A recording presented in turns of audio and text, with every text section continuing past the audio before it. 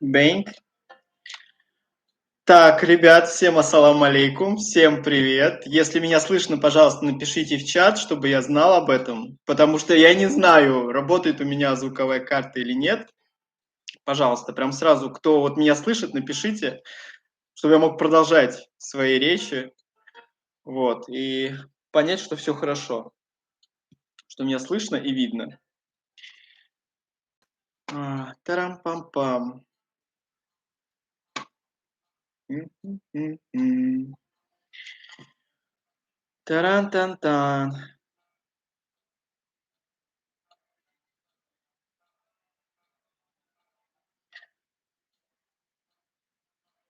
Пум-пум-пуру-пум.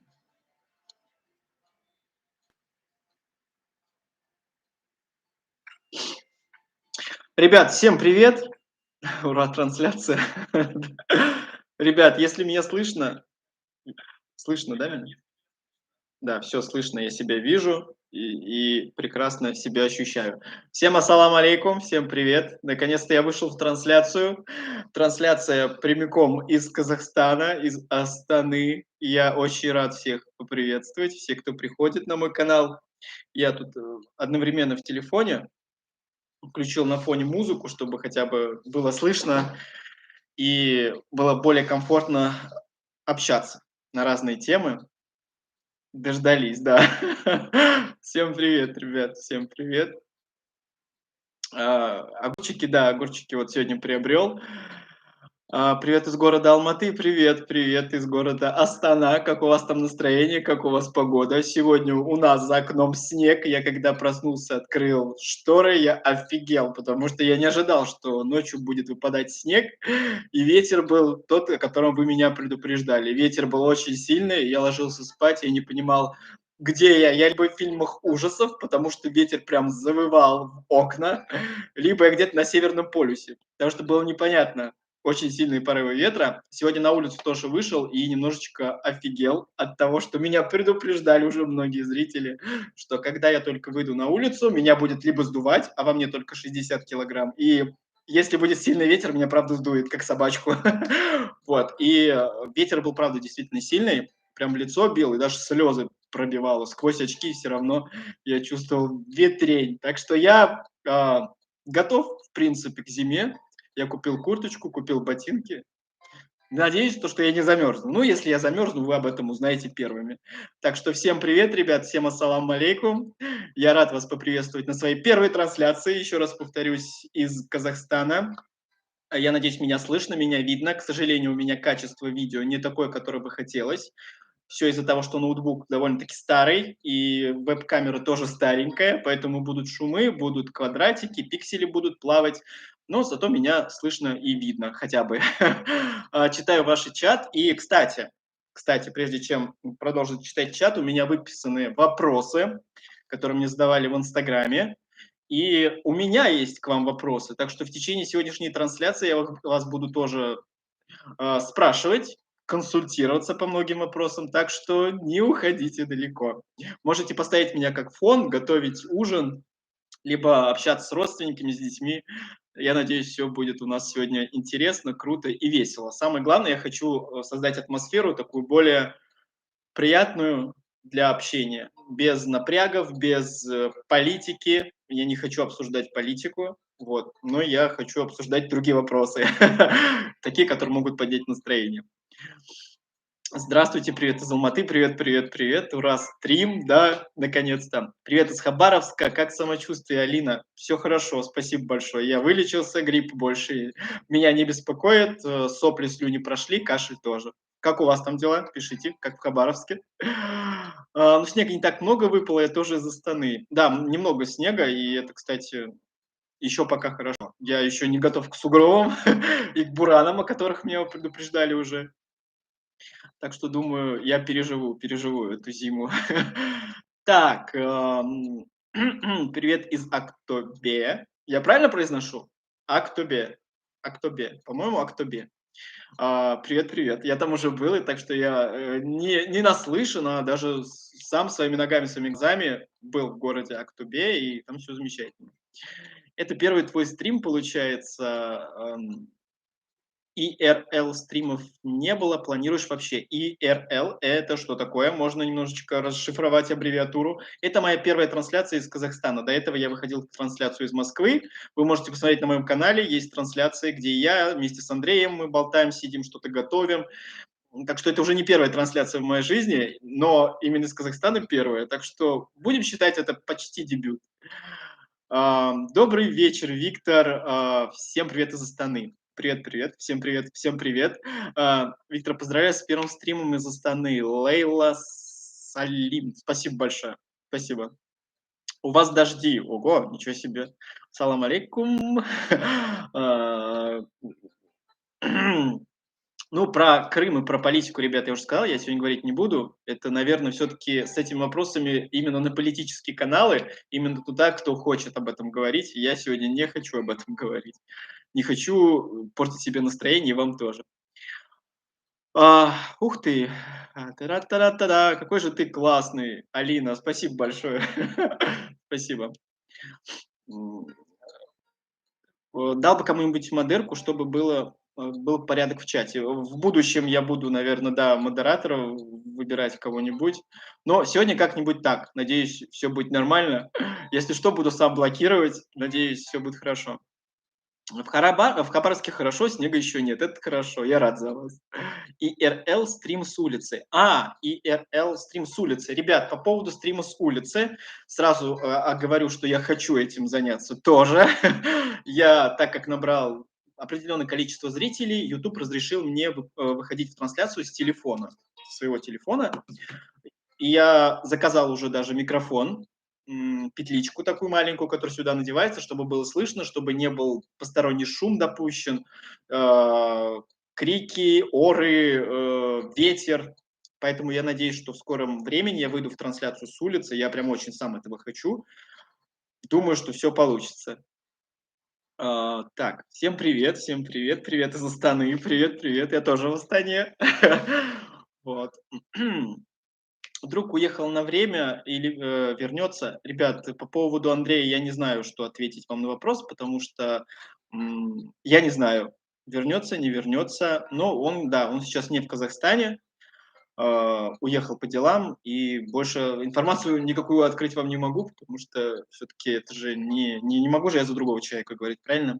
Так что у него все хорошо, не переживайте. Он жив-здоров, бодрствует, у него все нормально. Так, план устроиться есть ли план устроиться на работу в Казахстане, Павел спрашивает. Да, сейчас есть такие планы, но сложно ответить на этот вопрос очень так обширно и открыто, потому что я не знаю вообще, что будет дальше. Останусь я здесь после 90 дней или не останусь?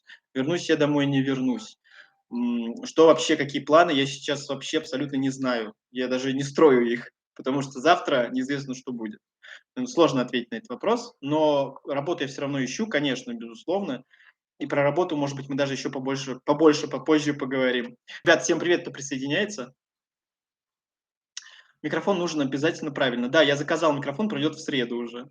Тут очень удобно. В Казахстане есть Каспий банк, как я уже говорил, те, кто не был в Казахстане ни разу, и у них есть свое приложение, где можно заказать технику любую. Телевизор, холодильник, телефон, и в том числе микрофон. И я был немножечко вчера шокирован, что можно и микрофон заказать через Каспи. Это круто, отличное приложение, очень-очень мне понравилось. И я с помощью Каспи заказал себе петличку. Петличка должна прийти качественная. Я посмотрел, погуглил, узнал, какой микрофон лучше брать. Поэтому не просто так, который мне попался, а именно по отзывам. Надеюсь, звук будет хороший. И мы с вами еще трансляции с улицы увидим. Это будет вообще круто. Вы снимаете квартиру, где ваш друг? Это же не секрет. Алима или Алима, прошу прощения, если сразу говорю неправильно. Не знаю, куда ударение. Я снимаю квартиру, да, мы переехали в съемную квартиру. И нам улыбнулась удача, потому что благодаря моей подруге, ее связям, мы не остались на улице. Иначе мы действительно остались бы на улице. Этот ажиотаж, который был вот до конца сентября, это было, конечно, ужасно, потому что очень многие люди ночевали на вокзале, и мы тоже сидели на вокзале в Актюбинске. Это было, конечно, ужасно. Но сейчас, да, мы снимаем квартиру. Мой друг уехал из Казахстана, но у него все хорошо. Привет, привет, привет, Сакура. В Астане еще не настала земля, а этот снег растает. Хорошо, буду иметь в виду тогда, не буду, не буду паниковать раньше времени. Вы планируете остаться в Казахстане или дальше в Западную Европу, или даже США? Ребят, в США и Европу сейчас я не попаду вообще никак. Туда нужны вообще глобальные визы. Я не знаю, каким образом туда вообще можно попасть. Моя мечта путешествовать. Я люблю весь мир, каким он есть, кроме войн и кроме насилия. И хочется, конечно, чтобы все это побыстрее прекратилось. Опять политику не хочу трогать. Меня все равно туда уносят. Вот. И по поводу виз это вообще очень сложный вопрос. По поводу остаться в Казахстане или не остаться в Казахстане, вернуться домой, я не знаю.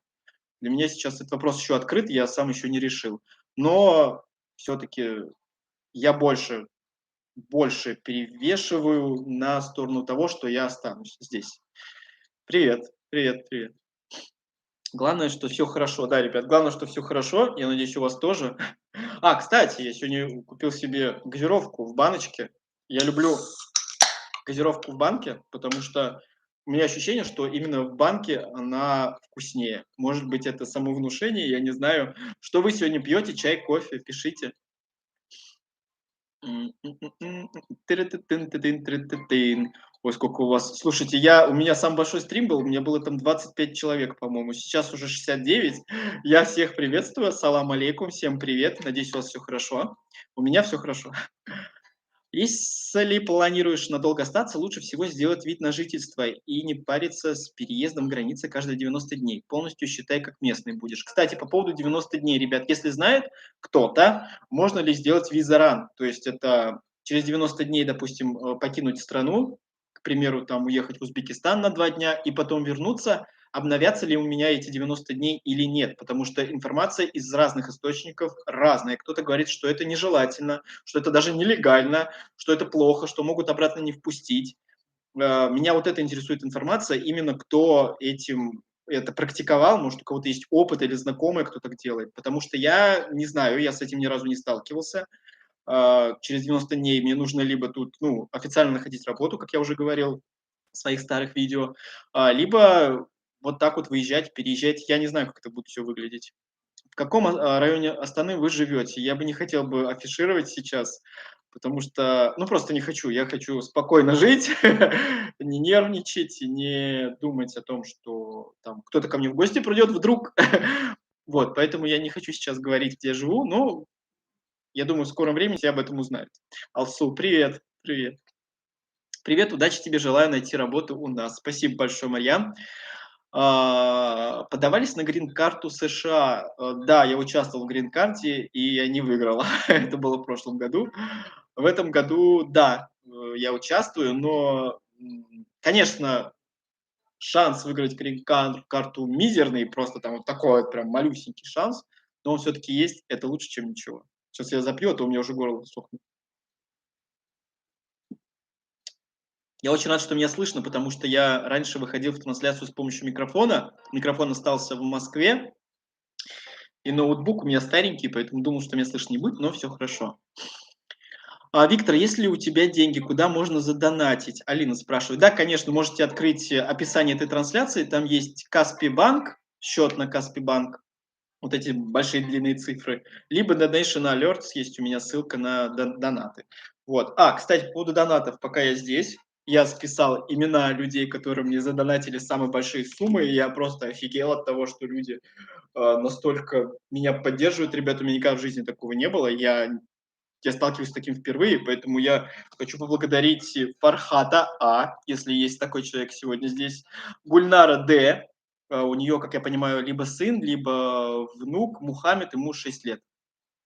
Рина Е, Карлгаш Е и Мадина Р. Еще очень много людей, которые мне действительно помогли. Спасибо вам большое. Это лишь маленький, маленький такой списочек всех, кому я очень сильно благодарен. Поэтому, правда, спасибо вам большое.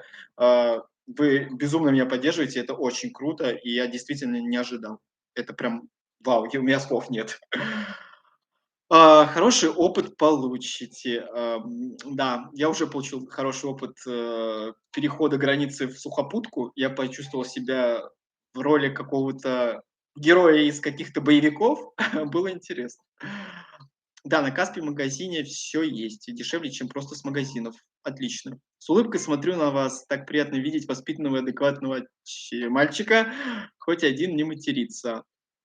Спасибо. Да, я знаю, что есть многие блогеры, которые говорят, сказать, богатый русский язык, и мы все прекрасно знаем, что мат это, конечно, тоже часть русского языка, и что им можно украсить любой слог в тему, когда ты говоришь именно. У меня есть видео, где я ругаюсь, но их буквально, я не знаю, 2 или 3. Я вообще стараюсь не ругаться. И на публику, и среди людей, в том числе и среди детей, и среди взрослых людей. Когда я нахожусь в кругу своих друзей, да, там мы общаемся, мы друг друга понимаем, и мы можем поругаться, и нам хорошо, и прекрасно. Но когда действительно люди какие-то посторонние, либо еще что-то, я контролирую речь, а как по-другому никак. Я, во-первых, хочу уважать своего зрителя, который меня смотрит, и я не хочу допускать вот это вот Б, М, вот это вот такие вот, как сказать, выходки. Они просто, ну, как бы показывают, на мой взгляд, это показывают о какой-то, может, неопытности или... Ну, вообще каждый человек может себя вести как хочет, но я не смотрю блогеров, которые себя ведут вот по-хамски или как-то как быдло, если можно так выразиться. Ассаламу алейкум. Привет, ребят, сейчас я дойду до последнего сообщения. Я просто очень, когда говорю, у меня прям аж все, у меня словарный, так сказать, запас весь вылезает. И я отвечаю открыто. В Алмату не хотите приехать? Хочу. Хочу приехать в Алмату. Я посмотрел через интернет картинки, как выглядит Алмата, горы, леса там, по-моему, у вас есть, и это круто. И там еще помягче климат, и это замечательно. Я вообще обожаю лето, я обожаю там, где тепло. Но сейчас я не могу себе этого позволить, потому что, во-первых, переезд – это трата бюджета, который я и так стараюсь сэкономить.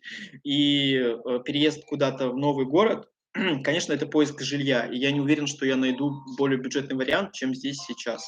Кстати, по поводу жилья я у вас попозже спрошу, у меня есть вопросы. Те, кто знает, те отлично мне помогут своим советом. А, Лучше вид на жительство, дешевле выйдет и затрат не будет на переезд. По-моему, сейчас вид на жительство недорого стоит. Ребят, по поводу вида на жительство мне нужна консультация, я в этом вообще не разбираюсь, не понимаю.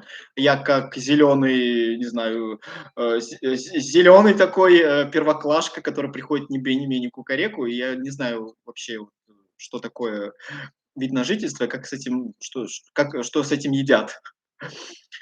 Вот. Так, очень хорошо слышно и видно, спасибо большое. Я теперь точно это знаю. На юге у нас на границе через горы. В Кыргызстане природа офигенная. Я не спорю, не был ни разу, но я вам верю. Заметил, очень много россиян приезжих открыли свои YouTube-каналы. А чё, правильно, молодцы. Ребят, по поводу других блогеров я говорить не могу. Я не отвечаю за всех людей, которые пересекают границы, уезжают, приезжают. У каждого свои цели, у каждого свои причины. То, что люди открывают блог, возможно, они делают правильные вещи, они же каким-то образом показывают другим людям, что можно жить по-другому, показывают свой опыт, рассказывают о своих ошибках, чтобы другие это не допускали. С одной стороны, это хорошо. С другой стороны, я могу задаться таким вопросом, что непонятно, надолго ли хватит таких блогеров, какие у них цели вообще. И они ведут их как, эти каналы, там, когда придется, или у них есть какой-то план, или, ну, вообще много очень вопросов к блогерам, которые вот переехали и сразу вещают. С другой стороны, это хорошо, на мой взгляд.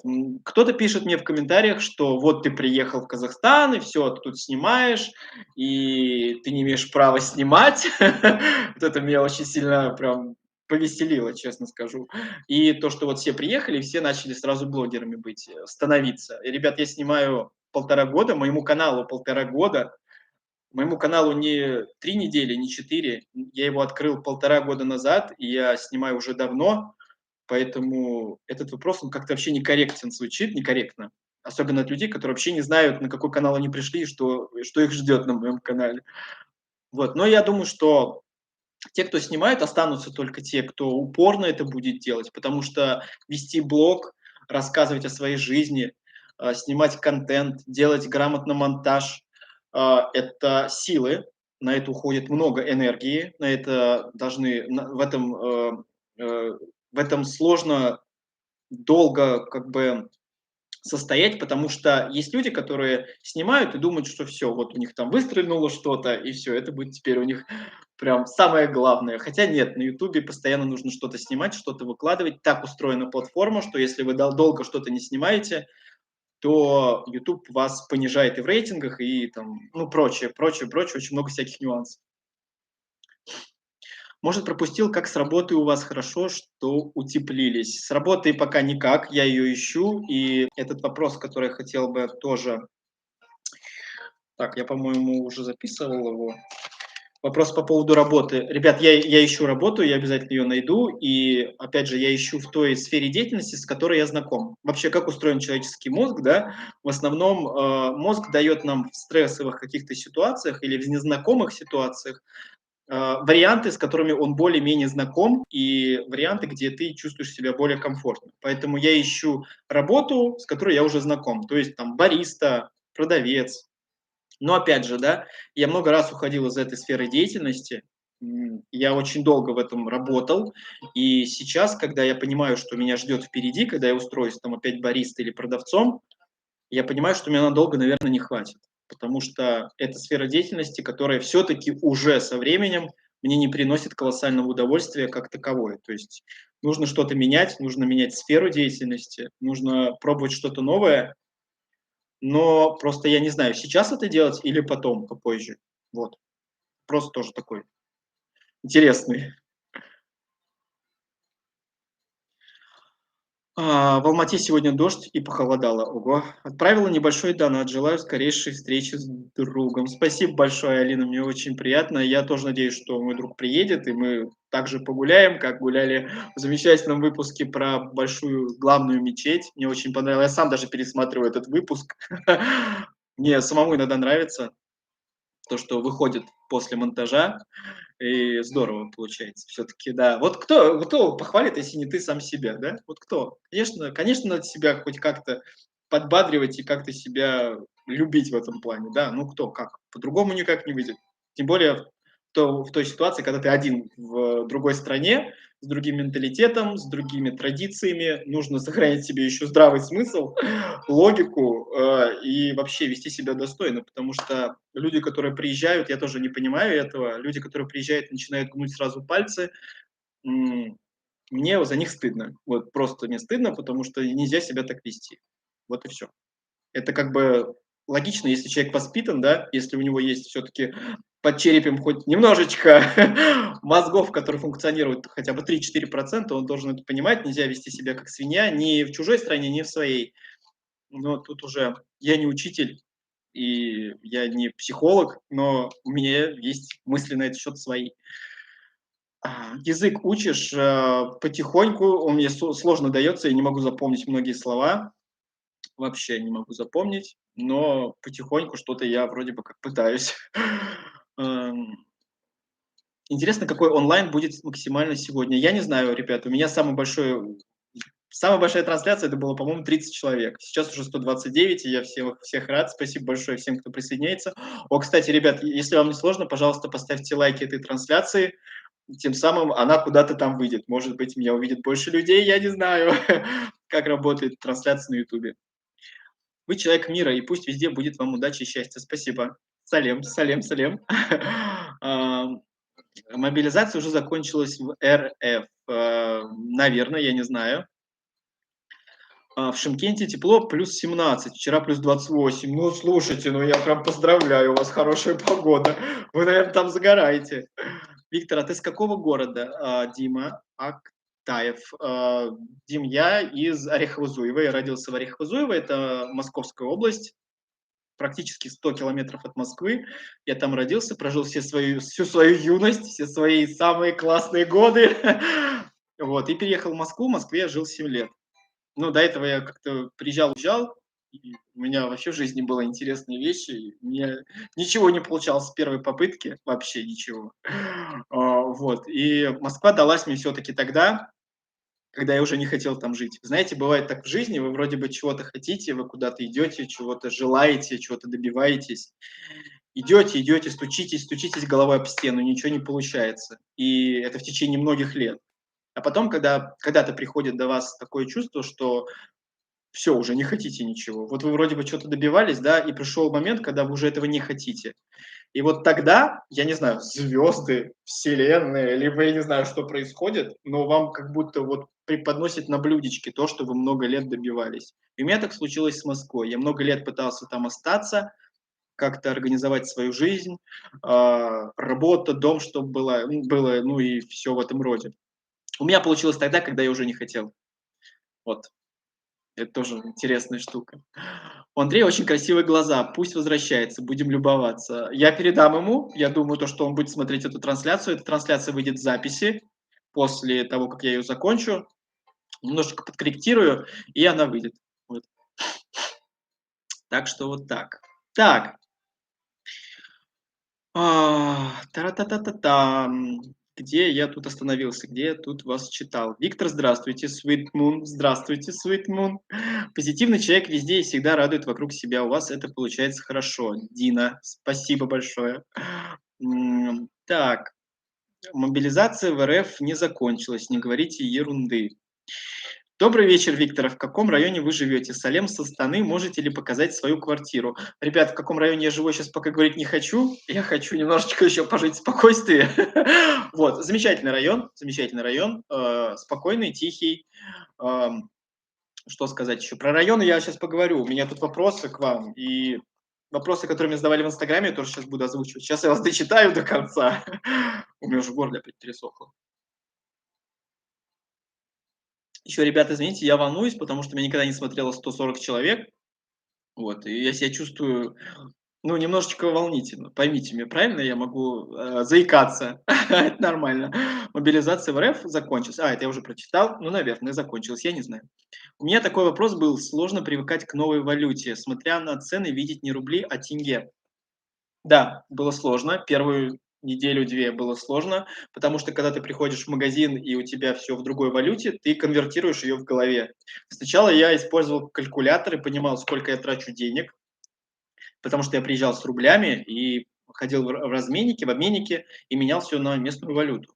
И, конечно, когда я покупаю что-то, вот это 100 рублей стоит, вот это 50 рублей стоит. То есть я уже прекрасно понимаю, что сколько стоит, и могу хотя бы подкорректировать бюджет на будущее. Привыкать оказалось не особо сложно. К чему я сложно привыкаю, я вам сейчас отвечу. У меня тут есть вопрос. Ой.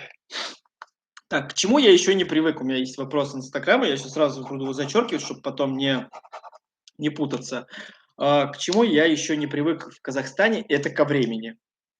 Вот я вообще не могу перестроиться. Я выпадаю из этого времени, потому что разница в 3 часа, и я не могу никак привыкнуть. Я ложусь здесь в 2 часа ночи, когда в Москве 11. Я просыпаюсь здесь в 12, когда в Москве 9. И я живу до сих пор по московскому времени. То есть я до сих пор там. Я не могу здесь привыкнуть вот к этому времени. Я думаю, это все пройдет, когда я выйду на работу, я буду уставать физически, я буду уже идти в ногу с этим временем, с местным, и это все решается только таким образом. Поэтому вопрос, к чему я еще не привык, это ко времени и к разнице в 3 часа. Все-таки это 3 часа, это не час. Час был бы, наверное, все-таки более-менее проще бы переделать свой режим, а 3 часа это все-таки это 3 часа. Сложноватенько. Салем, салем, салем. Ла-ла-ла-ла. Так, кто-то просит показать какое-то сообщение. Я не буду показывать сообщение. Так, так, так, так. По поводу, покажу я свою квартиру или нет. Я думаю, что ее нет смысла показывать. Она не особо большая, она уютная. Это студия. Здесь и кухня, и диван вот здесь вот тут напротив. Может быть, я сниму, покажу вам. Ну, если есть такие зрители, которые хотят увидеть, где я живу, я сниму уж. Я сниму. Так, тара-та-там. Удачи тебе, друг, спасибо большое. Как день? Прекрасный день. Сегодня сходил в супермаркет Small, купил продукты, и мне очень понравился этот магазин. Скучаете по своей стране? Я не по стране скучаю, я скучаю по городам. Я по стране не путешествовал. Я был только где? В Ярославле я был, в Ростове-на-Дону я был или просто в Ростове, я уже не вспомню. В Сочи, ну, вообще по Краснодарскому краю я так прогулялся. Вот. И по стране я не скучаю, я скучаю по близким людям и по местам, в которых я часто гулял и которые часто посещал. Вот. Значит, вам не впервой покорять город.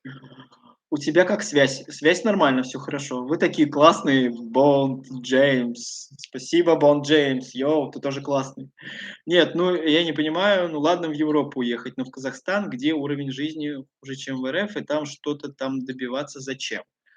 Игорь, я не буду это комментировать, потому что каждый выбирает свою дорожку, и человек, который попадает в ситуации жизненные, которые его провоцируют на какие-то действия, тут уже оценку давать со стороны глупо, поэтому без комментариев.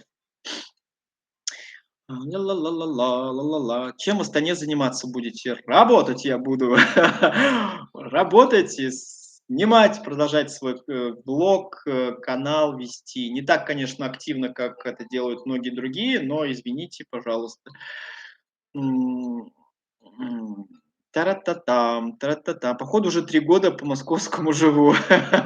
Наверно, Джон, я не знаю. Ребят, всем привет, кто присоединяется. Пожалуйста, не забывайте ставить лайки этой трансляции. Мне очень приятно, и вам, я думаю, это сделать легко. Прям раз, 2 и все. Так, почему ваш друг уехал? У него свои дела, я не могу, к сожалению, сказать. Вообще я не могу говорить за чужую жизнь, да, тут вот балаболить и болтать языком. К сожалению или к счастью, я сказать не смогу. У него все хорошо. Светлый человек для меня вы светлячок. Спасибо большое, Sweet Moon. Я знаю, да, что многие называют меня светлячком. Возможно, я в прошлой жизни был светлячком. Не отрицаю этого. Скоро в РФ будет жизнь хуже, чем в Монголии. Ой, так. Тра-та-там. Для жителей Москвы вы слишком вежливы и воспитаны. Откуда ваши корни? Я не знаю, я не делал древо познания или древо жизни, кто, откуда, какие мои родственники были. Не делал, я не знаю, я не могу вам ответить. Наверное, все зависит от воспитания. У меня не было, так скажу, у меня не было воспитания жесткого. То есть меня никогда не били родители, меня никогда они не ставили там ниже плинтуса. Знаете, есть такие родители, которые унижают своих детей, типа ты ничего не можешь, ты никто, звать тебя никак. У меня такого тоже не было. Когда я вообще смотрю на такое воспитание, мне жалко детей. Вот, ну и родителей в том числе. И у меня был полностью свобода действий. То есть родители вообще не лезли ко мне. Я делал все, что хотел. Я вообще человек творческий с детства. Я очень много о чем мечтал. Я до сих пор мечтаю и думаю, что мечтать это очень круто и здорово. И, видимо, как-то вот повлиял на меня мир, окружение мое. Тем более я рос в 90-х, в обществе, где все было хорошо. На мой взгляд, у меня во дворе все было хорошо. А в стране, конечно, был раздрай, но что я могу на это что-то сказать. Кстати, коли речь зашла о времени, вы сова или жаворонок? Я жаворонок. Я не могу не спать ночью. Вот, поэтому мне проще встать утром, и очень много дел я могу сделать в течение дня, если я стану раньше. Я думаю, многие меня понимают. Добрый вечер, Андрей. Есть ли на месте тематический клуб? Ля-ля-ля. Я не Андрей, я Виктор. Андрею привет, он меня потом увидит и вас, или он уже меня смотрит. Он все это посмотрит, увидит. Отдельным видеороликом можете снять обзор квартиры. Да, я об этом уже думал. Шоу такое сделать, рум-тур, возможно. Просто квартирка маленькая, и нужно снять более глобально все. Но я придумаю. Вы знаете, что есть депортация без объяснения причины? Да, я в курсе. Так, Витя, привет, как настроение? Это я, Рулан, привет. Все хорошо, спасибо большое. Как у вас? Надеюсь, у вас сегодня вообще настроение ух, потому что воскресенье, замечательный вечер. Салем, у нас в Павлодаре сегодня дождь и холодно. Смотрю ваши видео, вы позитивный человек, все у вас сложится хорошо, вы с уважением к людям, и они к вам. Бог вам в помощь. Спасибо большое. Андиабро. Кто вы по профессии? Динара. Динара, я закончил. Вообще, у меня среднее специальное образование. Я закончил факультет гостиничного сервиса. Я менеджер гостиницы туристического комплекса. Добро пожаловать в гостиницу. Вот. Я ни разу не работал по профессии, ни одного дня, потому что, когда я заканчивал колледж, на то время брали менеджеров только с высшим образованием и со знанием английского и с опытом работы. К сожалению, когда ты выходишь из колледжа, у тебя неоткуда взяться опыта, у тебя нет английского языка как такового, вот, и, естественно, высшего образования нет. Вот, и меня не взяли ни в какую организацию в своем городе, в Орехово-Зуево, я сейчас говорю, а потом я как-то понял, что эта профессия, она, возможно, даже не для меня. Хотя я могу ошибаться, я не работал ни в хостеле, нигде, но я бы с удовольствием попробовал, потому что я думаю, у меня бы вышло хорошо встречать людей, располагать их, стараться сделать сервис на каком-то хорошем уровне, чтобы люди всегда возвращались обратно. Я думаю, это круто. Вот. А также я поступал на филологический факультет в институт. Я проучился 1,5 года. У меня был профиль русского языка без литературы, хотя я не понимаю, как филология вообще без литературы может существовать, но, может быть, и может существовать. Я 1,5 года проучился, забрал документы и уехал в Москву. К сожалению, это была, наверное, самая большая ошибка в моей жизни, но она произошла. И она произошла. Вот. Я живу дальше и продолжаю улыбаться. М, В Казахстане были в других городах? Когда мы пересекли границу, мы приехали в Актюбинск, в Актобе, возможно, я говорю уже правильно. Ну, потом приехали в Астану, и все, мы больше нигде не были. Я, по крайней мере, не был. Я хочу съездить в Боровое, но я думаю, что я слишком поздно уже взялся за эту идею, потому что там сейчас уже холодно. Меня там сдует. Я уже говорил, что у меня 60 килограмм, меня сдует как щенка. Вот. И по поводу вообще съемки в Боровом, я не думаю, что на телефон будет удобно. Мне нужна другая камера. Если у меня был бы GoPro, тогда тут что тут? Ходи, снимай и получай удовольствие. На телефон снимать неудобно. Просто по факту снимать неудобно. Такую бандуру держать, и тем более без микрофона еще пока. Что? Я его заказал только. Не знаю, как телефон будет с микрофоном себя вести. Кем работаете? Сейчас я не работаю. Виктор, я вас вижу в роли телеведущего, психолога или мотивационного спикера. Если рассмотрите идею о смене профессии, о профдеятельности, то можно рассмотреть профпереподготовку по этой профессии. Алина, спасибо большое за идею.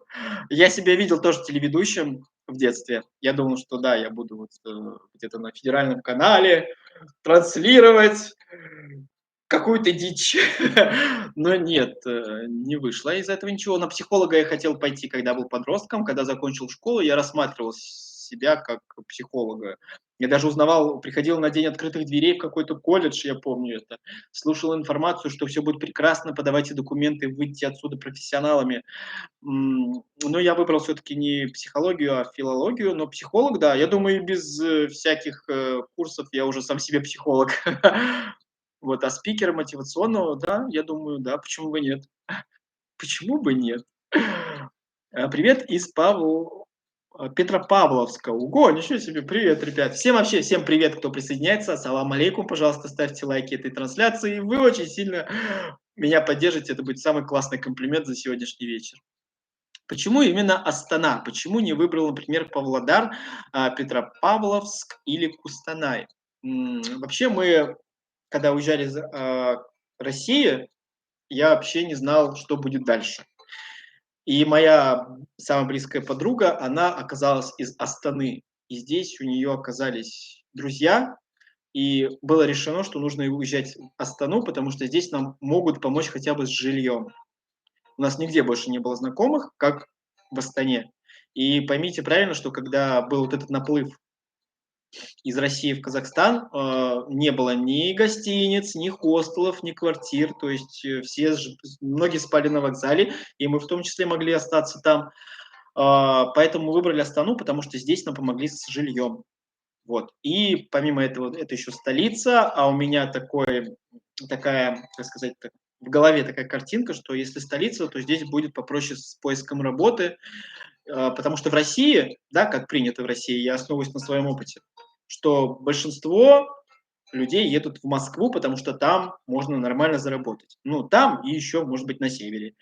Вот. А у меня такое же сейчас мышление, что больше всего можно там попробовать себя в Астане, то есть заработать побольше немного. Я могу ошибаться, я могу ошибаться.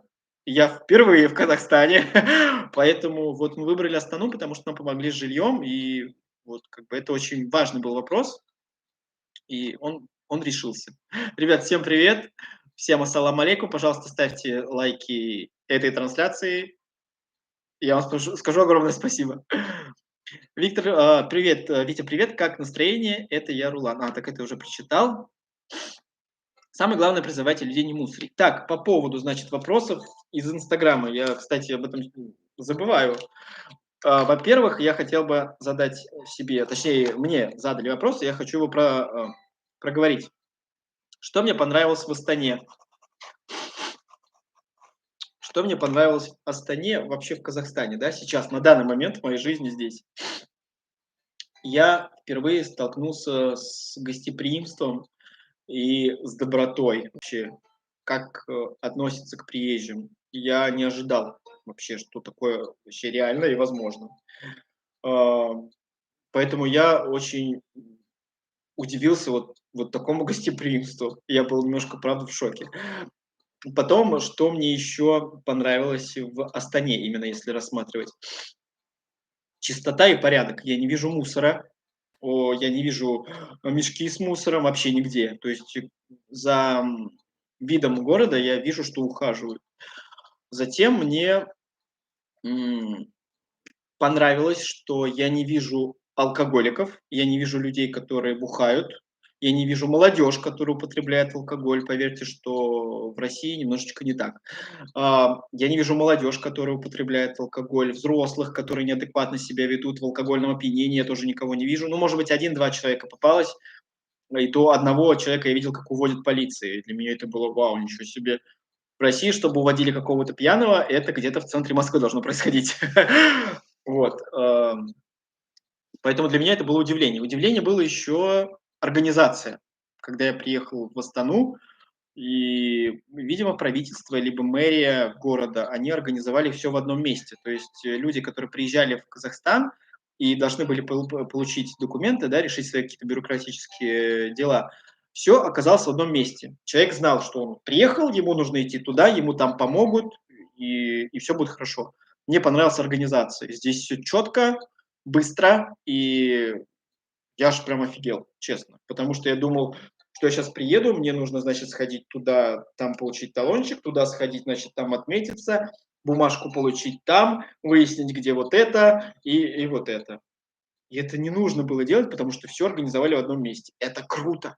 Это вообще кайф. Поэтому мне это очень сильно понравилось. Вот, мне еще понравился и левый берег, и правый берег в том числе. Сейчас я расскажу почему. Во-первых, левый берег, как я понимаю, левый берег это там, где вот эти новостройки, где стройка, где вот эти новые дома, Хан Шатыр. Вот, это, по-моему, левый берег. Я могу ошибаться.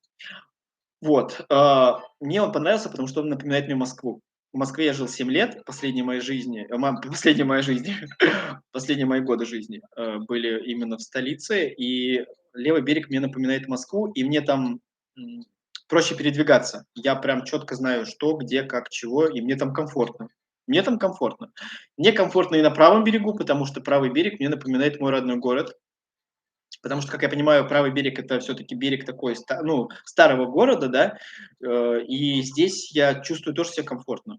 Конечно, когда я выхожу из дома, я чувствую все равно дискомфорт, я все равно нахожусь еще мозгами там, дома, а не здесь. И сложно, конечно, привыкнуть к новому, к всему. И когда я выхожу из дома, мне становится даже иногда трудно. Вот. Но это все в голове, это все как бы, все мои мысли, люди же не видят, как мне дискомфортно, да, людям вообще наплевать, кто там вышел из подъезда и куда он пошел. Вот, это все, конечно, в голове, все мысли эти. И то, что левый и правый берег, они напоминают мне и Москву, и мой родной дом. Поэтому мне тут, я как-то, ну, спокойно себя чувствую здесь. То есть у меня нет вот этого ажиотажа, как перейти дорогу. Все в этом плане нормально. Так, возвращаясь в чат. Трам-пам-пам. Сейчас я выпью воды. Вообще газированную пью очень редко. но мне очень захотелось вот что-то в банке, поэтому прям хорошо сейчас. Трам-пам-пам.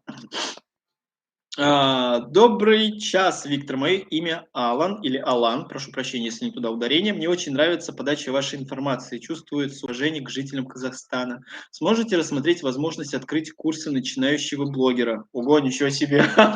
Не мне курсы. Ребят, я думаю, что я вас научу плохому. Я думаю, это идея очень хорошая, но открыть курсы начинающего блогера – это хорошая идея. Я об этом не думал. Может быть, подумаю. Спасибо. Что скажешь про экологию в Астане? Как тебе ишимская водичка с крана? Кстати, по поводу экологии. Я замечаю, что м, есть какой-то дым по вечерам. Вот, знаете, как будто что-то жжет кто-то. Я не знаю, либо тут город как-то оснащен э, как это, теплосетью или как, то, что сжигается. Короче, я чувствую запах какой-то вот в воздухе, бывает. Это вечером. Днем я так не чувствую. Но запах есть специфический, я не знаю от чего, я даже немножечко как бы, ну, удивился, что я иду, и вот пахнет, как будто, знаете, сжигают что-то, какие-то шины или, я не знаю, ну, не деревом точно. Вот. Поэтому по поводу воздуха, возможно, я не знаю, как сказать, на этот вопрос ответить, но, может быть, можно и почище. Вот. Что касается воды из крана, я не особо понимаю этот вопрос. Кран, который на кухне, я не пью воду из-под крана уже много лет, и в Москве тоже не пьют воду из-под крана. Я наливаю баклаху такую огромную, 6 литров, я иду на какой-то аппарат стоит, открываешь дверь, ставишь туда воду, ну, не воду, а бутылку, запихиваешь 60 тенге, и тебе наливают озонированную воду. Вот я вот эту пью. Вроде все хорошо. Вода нормальная. Вот, правый берег веселее, движняк и всякое такое. Возможно, я не знаю, я на движняк не хожу здесь. Вот, ребят, всем привет, кто присоединяется. Пожалуйста, не забывайте ставить лайки этой трансляции. Вот. Та-ра-та-ра-та-дан. Дым зимой увидите. Дым зимой я увижу. Ого, звучит очень угрожающе. Можно без дыма? На левом интереснее и красивее. Ребят, тут уже на вкус и цвет. У кого-то правый берег, у кого-то левый. Тут уже не поспоришь. Здравствуйте, как вам сегодня погода? Вы привезли с собой теплые вещи, Гульнара? Сегодня погода была удивительная. Я уже рассказывал в начале трансляции, что я вышел, увидел снег, ветер мне прям в лицо, и у меня слезы, и я такой... Вот. Ветрень, да, вы были правы, я не был готов к такому ветру, и это, мне кажется, вообще цветочки. Я не знаю, что будет зимой. Вещи теплые я прикупил. Я купил себе зимнюю куртку, я купил себе ботинки, и все это благодаря вам, потому что вы мне помогли. Вот. Так что я вроде бы как готов. Вроде бы как готов. Мерил штаны вот эти утепленные, знаете, которые, ну, вот эти, как их, баллоневые или как их называют. Мерил, они все мне большие оказались. Я был как Карлсон. И пришлось пока отказаться от таких штанов. Но джинсы есть. В джинсах я замерзну, я думаю, будет холодно. Тарам-пам-пам. Виктор, вы очень доброжелательный, искренний парень, очень приятно вас слушать. Удачи вам во всем. Пусть на вашем пути встречаются только добрые люди. Лилия, спасибо большое. Спасибо большое. Да, в Астане чище воздух, чем в Алматы. Это золотовалы, скорее всего. Запах такой неприятный. Вода в Астане мерзкая, в Алматы горная, очень вода с крана течет. Мгм. На правом берегу много землянок осталось со времен Целинограда. Они топят чем попало, резиной и так далее. Их потихоньку сносят, строят новые дома. Ого! Ветром сносит. Зимой ветром сносит. Ну, Алим, я буду дома сидеть. Тогда зимой я буду сидеть дома.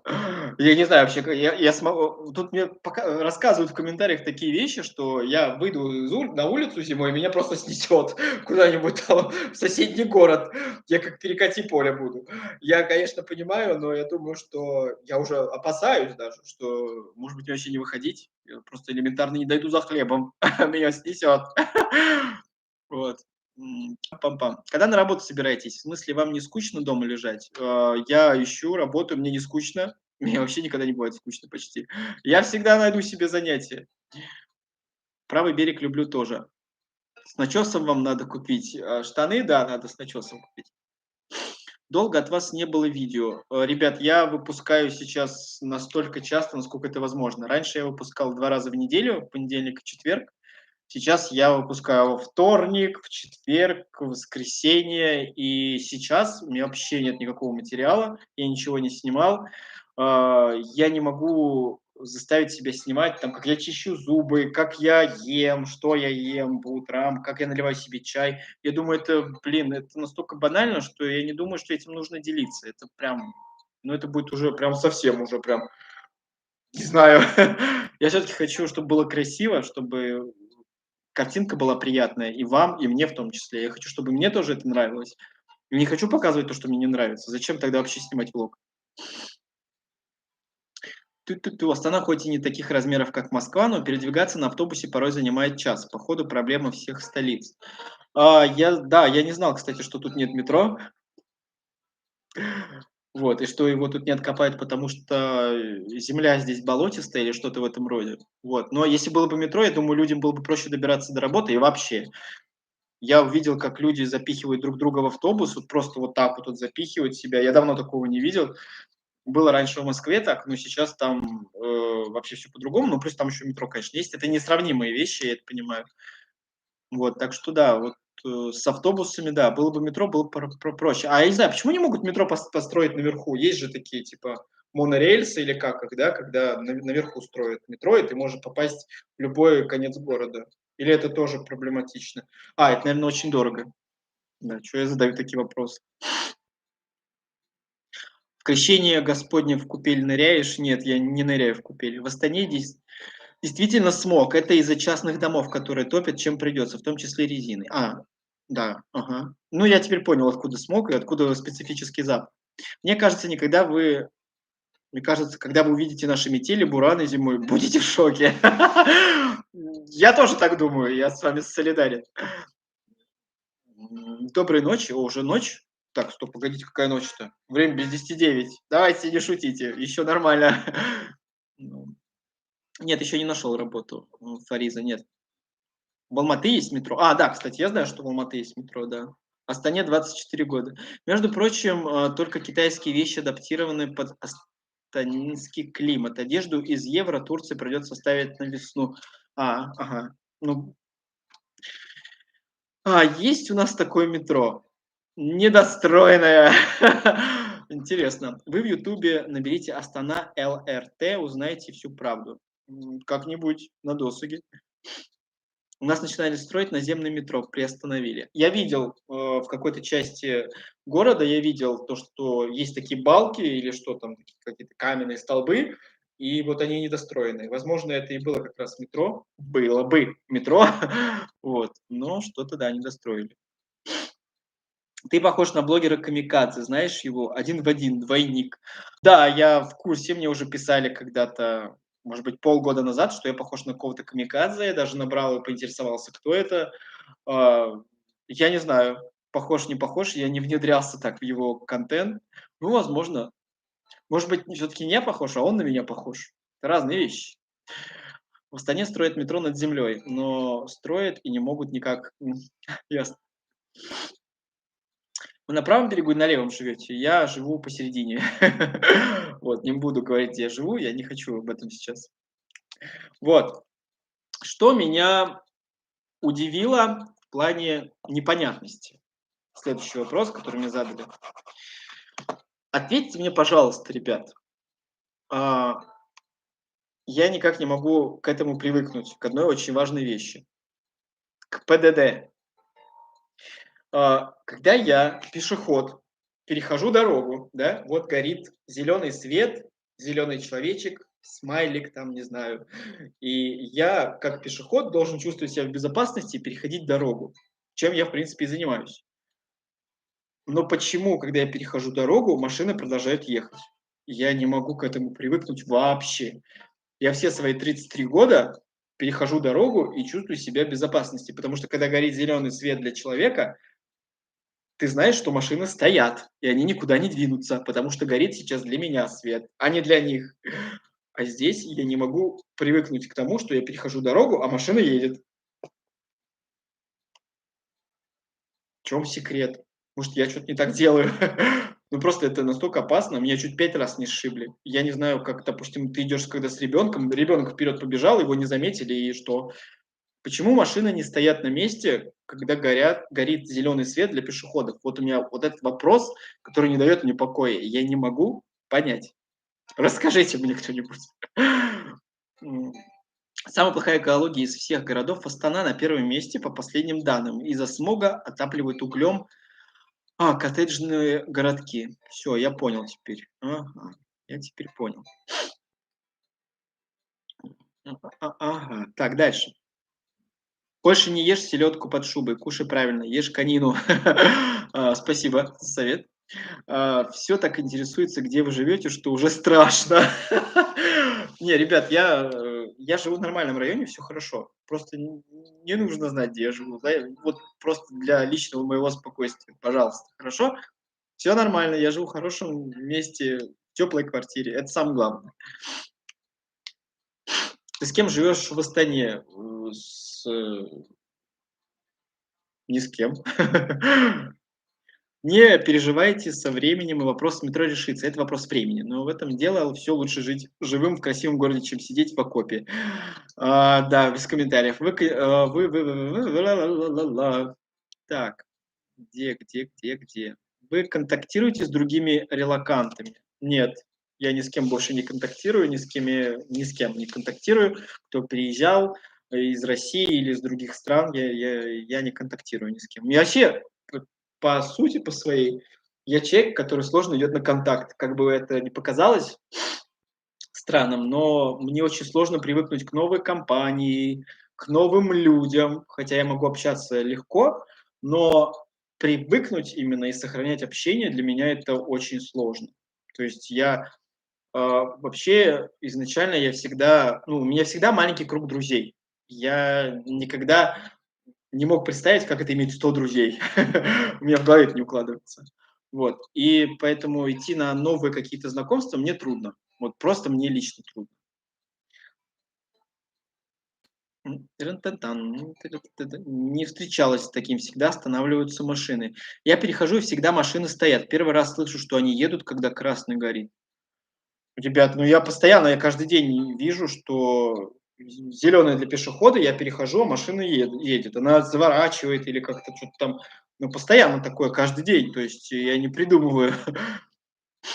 М, Так, у меня знакомый выиграл грин-карту, уехал в Америку и очень доволен. Лилия, я очень доволен и рад за вашего знакомого. Это круто. Насчет ПДД вы еще в южных регионах не были. Ну, я наслышан, что там вообще, да, никто не соблюдает ПДД. Здесь камеры, так что невозможно нарушать. Вот это под вопросом. Они завершают свой маневр на желтый мигающий. Мгм. Ясно. На первое время выучите 4 слова на казахском. Как поздороваться, попрощаться, извиниться и поблагодарить. Это будет большой плюс вам в общении. Спасибо за совет. Так, господи, где? Какого ты года рождения? 89-го. 1989-го. Я родился еще во времена Советского Союза, но я его не помню. Хорошо, нужно возвращаться домой, ты там своим не станешь.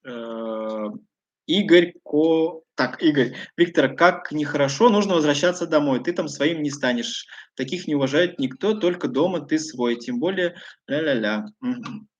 Так, вы кто по гороскопу? Я близнецы. Я по гороскопу близнецы. Виктор, привет, как ты? Я такой же, как ты, тяжело иду на контакт. Вот, пожалуйста. Есть люди, которые действительно идут легко на контакт, и у них все прекрасно, и это здорово. Я сложно иду. Мне бывает сложно. Но я думаю, это нормально. Это нормально. Укрепляйте свой иммунитет, витамин С. Спасибо большое. Надо, кстати, да, приобрести витамин С. М. Повторюсь, действительно, большое спасибо, что не материтесь, Гульмира. Спасибо вам, что делаете мне комплименты. Ребят, всем привет. Всем привет, кто присоединяется. Каждый живет там, где он хочет, Игорь. Вот, правда. Ровесник. Мгм. В Алмате теплее, мы ездили в декабре, снега не было. Я хочу, да, съездить в Алмату, я просто не знаю, когда и вообще что будет в ближайшее время. Поэтому я б съездил в Алмату, да. Когда у вас день рождения? 13 июня у меня день рождения, я близнецы, и я родился 89-го года. Вы сейчас будете, наверное, гороскоп мне составлять. Наконец-то пришла зима. Я люблю зиму с метелями, с морозами, воздух сухой, не то что в Алматы, сырость, слякоть, дышать тяжело. Изменения в личной жизни – это хороший опыт. Я сама поменяла несколько стран, компании. Сначала было трудно, а сейчас я привыкла адаптироваться к любой ситуации, к любой стране. Я очень рад за вас, это очень хорошо. Опыт, еще раз опыт. Приветствую, только подписался. За сколько снимаете квартиру, где нашли? Сам приезжаю в Астану 25 октября. Мы нашли квартиру с помощью знакомых, иначе бы мы остались на улице. Сейчас цены. Цены по поводу цены я хочу у вас кое-что спросить. Сейчас вот дойдем до этого. Мои вопросы вам тоже будут звучать. Вот. Сколько снимаю, я не могу сказать. Я думаю, это будет нехорошо по отношению к другим людям, которые тоже снимают. Я думаю, это ненужная информация. Но благодаря знакомым мы нашли квартиру. Если бы не знакомые, опять же, да, благодаря моей подруге, то ничего бы не было. Алматы соблюдает правила ПДД, приезжай к нам. Звучит очень хорошо звучит.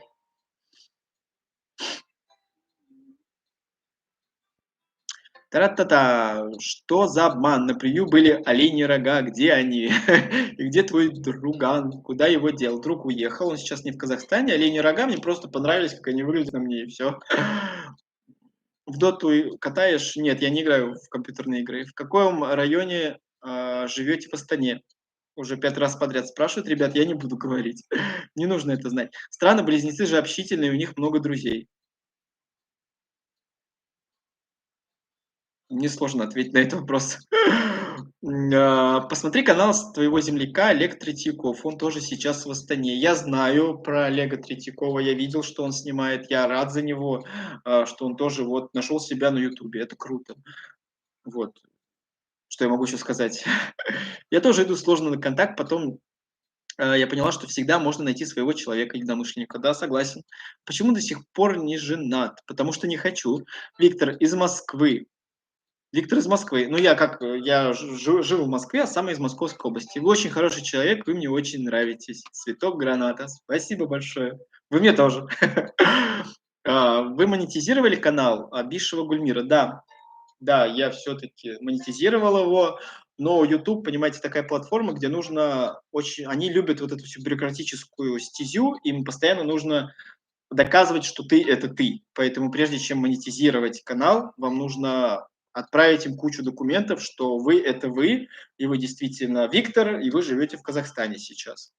Вот. Поэтому монетизация проходит, да, но я еще никакие деньги не получаю с этого, и это еще такой, я думаю, долгий процесс, долгоиграющий. Не все так просто. Поймите, что монетизация на Ютубе, как я думал, я ошибся, что это просто нажать на кнопочку и все прекрасно. Нет, не нажать на кнопочку и не все прекрасно. Но я надеюсь, все будет хорошо. Я уже отправил кучу документов, все документы, вплоть до, я не знаю, там, все, которые у меня были. Вот. И, конечно, прежде чем отправлять документы, нужно связываться с поддержкой, потому что есть такие нюансы, которые нигде не написаны, не прописаны. Вот.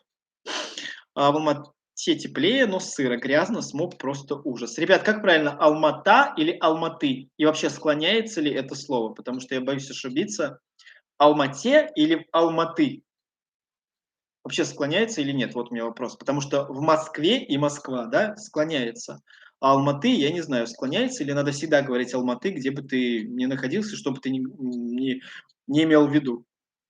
Выглядите моложе 33 на 25. Спасибо большое, Джон. Ну, во-первых, я выгляжу моложе, потому что у меня камера немножечко некачественная, как вы заметили. Все лицо, оно замазывается. Вот. А так, если вы меня увидите на улице, вы пройдете мимо. Виктор, не обращайте внимания на хейт или какие-то гадости. Людей идеальных нет, мир и благополучие вашему дому. Спасибо большое, Алан. Алан Бессен. По поводу хейта.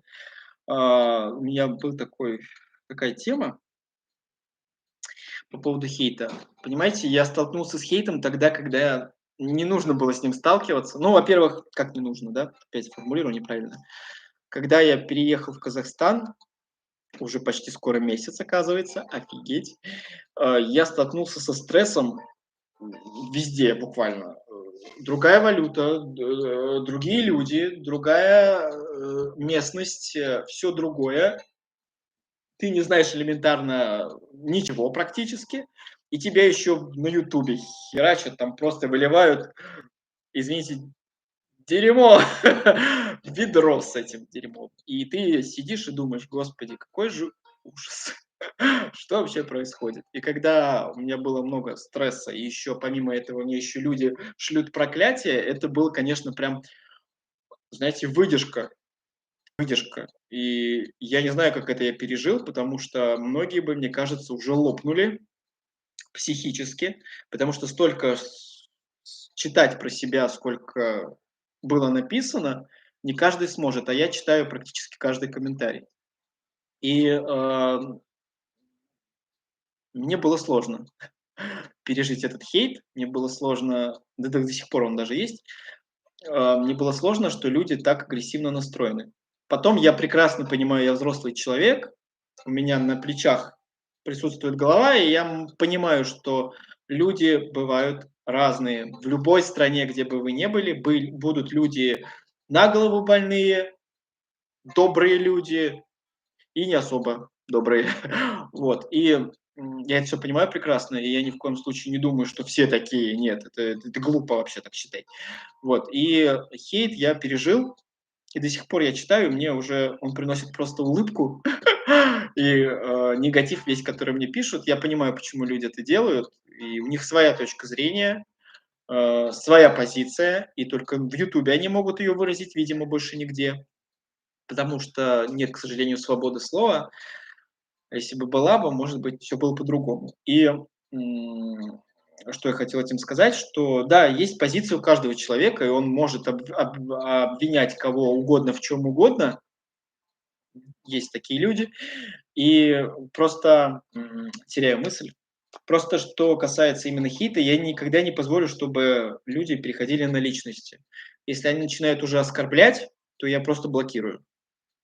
Человек либо доносит свою точку зрения человеческим языком и, как-то аргументирует ее, какие-то факты проводит, либо еще что-то. А когда ты просто читаешь, что тебя там обзывают, ну, ребят, это не мнение и это не точка зрения, это просто хам, и все. Я таких блокирую. Ла-ла-ла-ла, Салем, Салем. Отлично снимаешь, покажи, чем снимаешь и чем работаешь. Руслан, всемогущий. Руслан всемогущий, привет. Я снимаю на телефон. Вот, по поводу съемок вообще у меня был вопрос, что бы я хотел себе приобрести. Я хотел себе приобрести GoPro. Я очень хочу камеру GoPro, потому что с помощью нее я буду снимать намного качественнее, я буду снимать намного приятнее, картинка будет приятнее. И представляете, когда вы идете по улице и вот так вот держите телефон, снимаете, да, и люди вокруг вас смотрят, что вы делаете, что за псих. А GoPro, она поменьше, ей удобно управлять, у нее ракурс, у нее вообще ну, как-то матрица, вот это все, она как бы, ну, четко все снимает, намного проще. Поэтому мне хочется, конечно, GoPro, у меня ее нет, но я буду продолжать снимать на телефон. Вот. Тара-та-та-та-тара-там. Понимаете, близко к сердцу это все интернет, и здесь недолюди думают, что могут писать бредятину от себятину. Хороших и добрых людей большинство, я согласен. Хейт идет из-за того, что в советское время шовинисты унижили наш язык. Ла-ла-ла. Наверное, не знаю. Просто что я знаю, что просто мошенников много, и цены могут нереально быть. У нас в реале люди совсем другие, добрые очень, не то что в интернете некоторые недоличности. Я надеюсь, ты вернешься в Москву, ну или поедешь куда-то дальше, не серьезненько как-то. Ну, у каждого свое мнение, я не буду спорить. Алма-Ата раньше склонялась, а Алматы не склоняется. Короче, я буду говорить Алматы, я же никого таким образом не обижу. Алматы. да?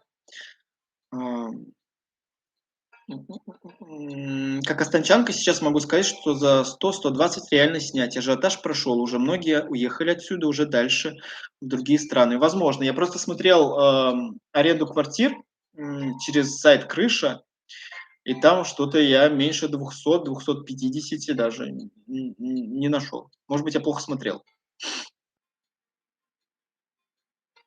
Святослав лучше через сайты, чем читать объявления на столбах. Иногда объявления на столбах могут спасти жизнь. Копа ни в коем случае. Огромный плюс лично для меня, я киноман, то, что зарубежные фильмы выходят, и мне этого достаточно для счастья. Я очень рад. Ну, язык государства хотя бы на уровне разговорного. Ну, тебе можно знать слова приветствия, хватит. А вот кто работает в сфере обслуживания, кто занимается госдолжностью, они обязаны знать. Ребят, ну, конечно, наверное. Пам-пам. Алматы, только так, никаких Алма-Ата, Алматушечка и остальные сопли. Ну Алматы, ну хорошо, теперь я хотя бы буду знать. Ам, Правильно блокируйте хамов, пусть идут своим путем. Согласен. Ребят, всем ассалам алейкум, всем привет, кто присоединяется. Пожалуйста, ставьте лайки этой трансляции, подписывайтесь на мой канал, если кто-то еще этого не сделал. Вот, я, правда, не знаю, когда выйдет ближайшее видео, потому что я ничего в ближайшие пару дней ничего не снимал. Вот, может быть, завтра. Может быть, завтра. Надо говорить Алматы. Ну, я понял уже, да. Вот, дальше. Я хотел у вас еще спросить кое-что. Так, я поблагодарил всех за донаты, все, кто мне скидывает какие-то деньги. Я действительно немножко в шоке. Я никогда как сказать вам, я никогда с этим не встречался, я теряюсь. И мне, честно, становится некомфортно немножко. Я вроде бы взрослый человек, да, я могу сам заработать деньги, но я понимаю также, что есть люди, которые просто хотят поддержать блогера, поддержать автора, и это круто. Есть же авторы, есть же блогеры, которые просто сидят, пьют алкоголь, и им тоже скидывают деньги. Для меня вот это тоже иногда было шоком. А потом я понимаю, что у каждого свой контент и у каждого свой вкус. На вкус и цвет, как говорится, ты не выберешь. Ребят, очень важный вопрос тем, кто умеет готовить. Итак, вопрос вечера, вопрос этой трансляции. Скиньте мне, пожалуйста, рецепт бурсаки. Я обожаю бурсаки, они у меня вот здесь. Сейчас я вам покажу. Вот они у меня, мои любимые. О, как они пахнут вкусно. У вас есть рецепт бурсаки, скиньте мне в чат, я прям сижу здесь, я буду записывать в блокнот, потому что моя подруга, она наезжает на меня, чтобы я приготовил их дома и снял для вас мою готовку, как я готовлю сам дома бурсаки. У меня нет кастрюли, но я ее приобрету, если вы скинете мне рецепт. Поэтому было бы круто. Вот. Тарам-пам-пам. Возвращаюсь в чат к вам. Ребят, всем спокойной ночи, хороших снов. Я уже спать ложусь. Алима, спасибо большое, что составила компанию. Хороших снов.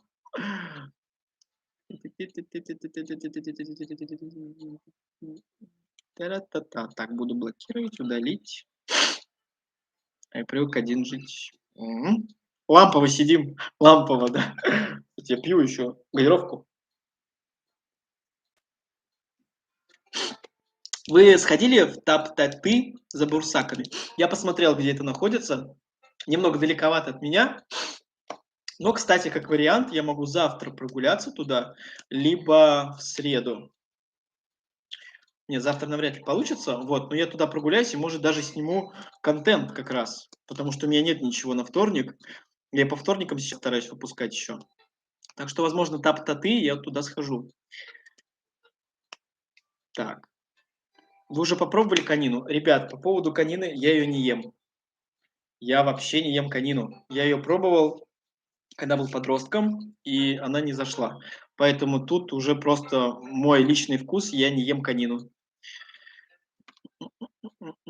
Как блинчики с мясом получились? О, замечательно, замечательно. Я взял фарш говяжий, замутил на сковородочке, взял готовые блины в Смоле, это продуктовый магазин, сеть продуктовых магазинов. Там готовят горячие блины, и я замутил, завернул, салатик приготовил. У меня осталось 4 блинчика, и этот на чуть попозже. Вы пробовали бешбармак? Нет, я не пробовал бешбармак, и я думаю, что не смогу его попробовать, потому что он же из говядины, правильно? А я говядину тоже ем не так часто и не с таким удовольствием, поэтому я не уверен, что это мое блюдо. Вот в чем дело.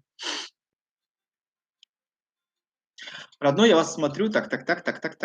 Уехала, убежала, сообщение. Родной, я вас смотрю с первого дня. Не слушай хейтеров, ты лучший. Просто понимаешь, друг, больше актива, больше мнений. Ты базар, ля-ля-ля, красавчик. Делаю удачи тебе в жизни, желаю удачи тебе в жизни, чтобы у тебя все было хорошо. Спасибо большое, Темирлан Алимбеков. Спасибо. Вкусняшки кондитерские, торты, пирожные очень вкусные в кондитерской сети Таптаты в Астане. Да, я уже слышал, я схожу, попробую. Жаль, что не пришли тогда на концерт, был неплох, дирижер был вообще красота. У нас часто академические концерты, буду писать самые интересные. Вас классика интересует или скучно вам такое? Я не пришел, да, я не смог прийти, у меня были съемки. У меня были съемки, вот, и я не смог прийти, да. Но держите меня в курсе, конечно, я люблю классику, я ходил в Рахманиновский зал, я ходил в Москве на тоже какие-то выпускники каких-то музыкальных училищ играли. Я ходил еще на Бельканто, это тоже оркестр, который с дирижером, они играют все саундтреки из разных фильмов, там «Титаник», «Джеймс Бонд», «Пираты Карибского моря». Вот такая музыка, прям аж до мурашек.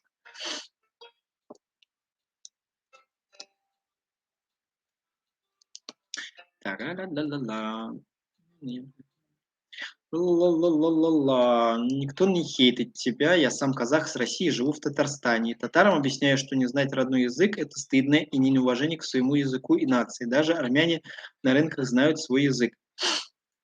Бурсаки можно жарить на глубокой сковороде. Ну у меня не глубокая сковорода, у меня она такая, не особо. Я просто покупаю дрожжевое тесто для бурсаков и не парюсь. Сходите на спектакль в Астане опера «Астана балет». Спасибо, я думаю, кстати, об этом. Сходите на спектакль. Так, это я прочитал. Тесто у вас на бурсак может не получиться, у меня самой не получается. Всем пока, до встречи, жду видео с бурсаками. Пока-пока. Конина, вещь, баранина, шашлык на мангале с пивом. Я не пью пиво, редко очень пью пиво. Так, а ты готовить умеешь, с тестом работать? Вот, кстати, по поводу теста, у меня проблемы, потому что, у меня есть я заканчивал курсы повара, я когда-то работал помощником повара, и у меня с тестом проблемы всегда были, у меня не получается почему-то оно. Я вообще не люблю вот это, когда все клеится к рукам, поэтому мне сложно будет готовить бурсаки, но я хочу попробовать. Вы чем-то похожи на артиста Александра Кавалерова. Надо прогуглить, кто это. Есть конская колбаса типа ветчины, попробуй, там нет вообще ни грамма жира. Где ваш друг, Тамерлан? Он уехал, он сейчас не в Казахстане. Всем салам, сейчас наши девушки тебя научат готовить тесто. Ассалам алейкум, спасибо. Сходите еще в Национальный музей Казахстана, очень понравится. Лучше с экскурсией, напротив пирамиды. Я, кстати, не был в пирамиде, я еще ее не посетил, надеюсь, я туда дойду. Простой рецепт драники. Картофель натереть на терке, лук тоже. Перемешать на сковородку, поджарить на подсолнечном масле золотистого цвета. Соль добавлять очень вкусно. Драники я готовил, да. Так что рецепт, да, хороший, согласен. 25 октября солнечное затмение, говорят, в Астане 83% будет закрыто, будет темно. О, в Боровое поедешь? Возможно, поеду. Я еще не знаю, поеду туда или нет, потому что я уже пропустил хорошую погоду, там уже будет холодно, там уже будет голодно мне. Вот. Если туда ехать, то ехать с ночевкой, я думаю, надо где-то там остаться. Вот, на день, на два, чтобы снять прям полноценные такие выпуски. Я не хочу снять один маленький, там на 10-15 минут. Я хочу прям погулять там, походить, поснимать, чтобы вышло несколько даже серий. Вот, поэтому в Боровое нужно где-то остаться. Сильно похож на Кавалерова. А он так делает, Кавалеров? В Боровой еще можно поехать, там очень красиво. Да, я наслышан, Лилия, да. Сейчас солнце без затмений не видно. Согласен. Виктор, желаю вам удачи, здоровья. Пусть будет у вас все хорошо, Жанна. Спасибо большое. Я тоже вам желаю всего самого хорошего. Нужно замесить тесто так, чтобы слегка прилипало к рукам. В теплое место. И все. Делов-то, господи. Ну, я так, бешбармак, у меня мать вкусно готовит. Я рад, я рад. В Астане опера обязательно сходите. В Астану опера, да. Ага, так. Ла-ла-ла-ла. Боровой много денег надо. Согласен. Поэтому я тут еще думаю, ехать мне в этом году или в следующем. Еще один отварную куриную грудку нарезать кубиками, также зеленое яблоко, добавить горошек, заправить оливковым маслом. О, кстати, вот это интересный рецепт, без майонеза. Я просто очень редко ем майонез, вот. Так что да, вот интересный рецепт. Куриная грудка, оливковое масло, яблоко. Все татары русский бешбармак умятывают в обе щеки. Ну, возможно, я какое-то маленькое, но исключение. Я на кефире делаю тесто для бурсаки. Вот как вот тесто делать? Мне никто так и не написал. Да, напишите мне рецепт бурсаков. 6 ноября будет концерт с саундтреками. Если будут билеты, возьмитесь. Скину в телеге вам инсту с этим концертом. О, спасибо большое. 6 ноября будет концерт с саундтреками. Вот туда бы я сходил бы, да. Идите со своим кораблем, Игорь Петров. А, уже зима, снег в Боровое, так что я, наверное, опоздал. Надежнее все же купить, меньше мороки, гарантированно вкусно. Все-таки мне не готовить бурсаки, да? Буквально недавно другой блогер с семьей был в Боровом. Тепло, снега нет. Ну, сейчас снег, мне кажется, и так и будет выпадать. Время-то уже. Вот. Так что как-то так.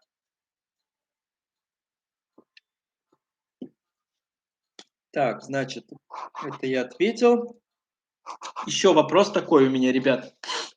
Я тут консультируюсь, помимо того, что с вами болтаю, по поводу медицины. Меня интересует вопрос по поводу медицины. Люди, которые приезжают в Казахстан, они, как я понимаю, пока не оформят ВНЖ или что-то в этом смысле, они не смогут никак получать медицинскую помощь, правильно? То и только за деньги. Правда это или нет, мне это очень интересует, и я очень хочу знать, что сделать, чтобы ходить в поликлинику или обратиться там в какой-то травмпункт, мало ли что, да, мало ли у меня кирпич упадет, и что мне делать. Вот. И мне это очень важно. Может быть, нужно приобрести какую-то страховку, либо что-то с этим связано. Меня этот вопрос очень интересует. Если кто-то есть из здравоохранения или вы в курсе, напишите, пожалуйста. Я тебе скину рецепт в телеге. Хорошо, спасибо. Вчера в Боровом снег выбыл. Медстраховка нужна. Ага.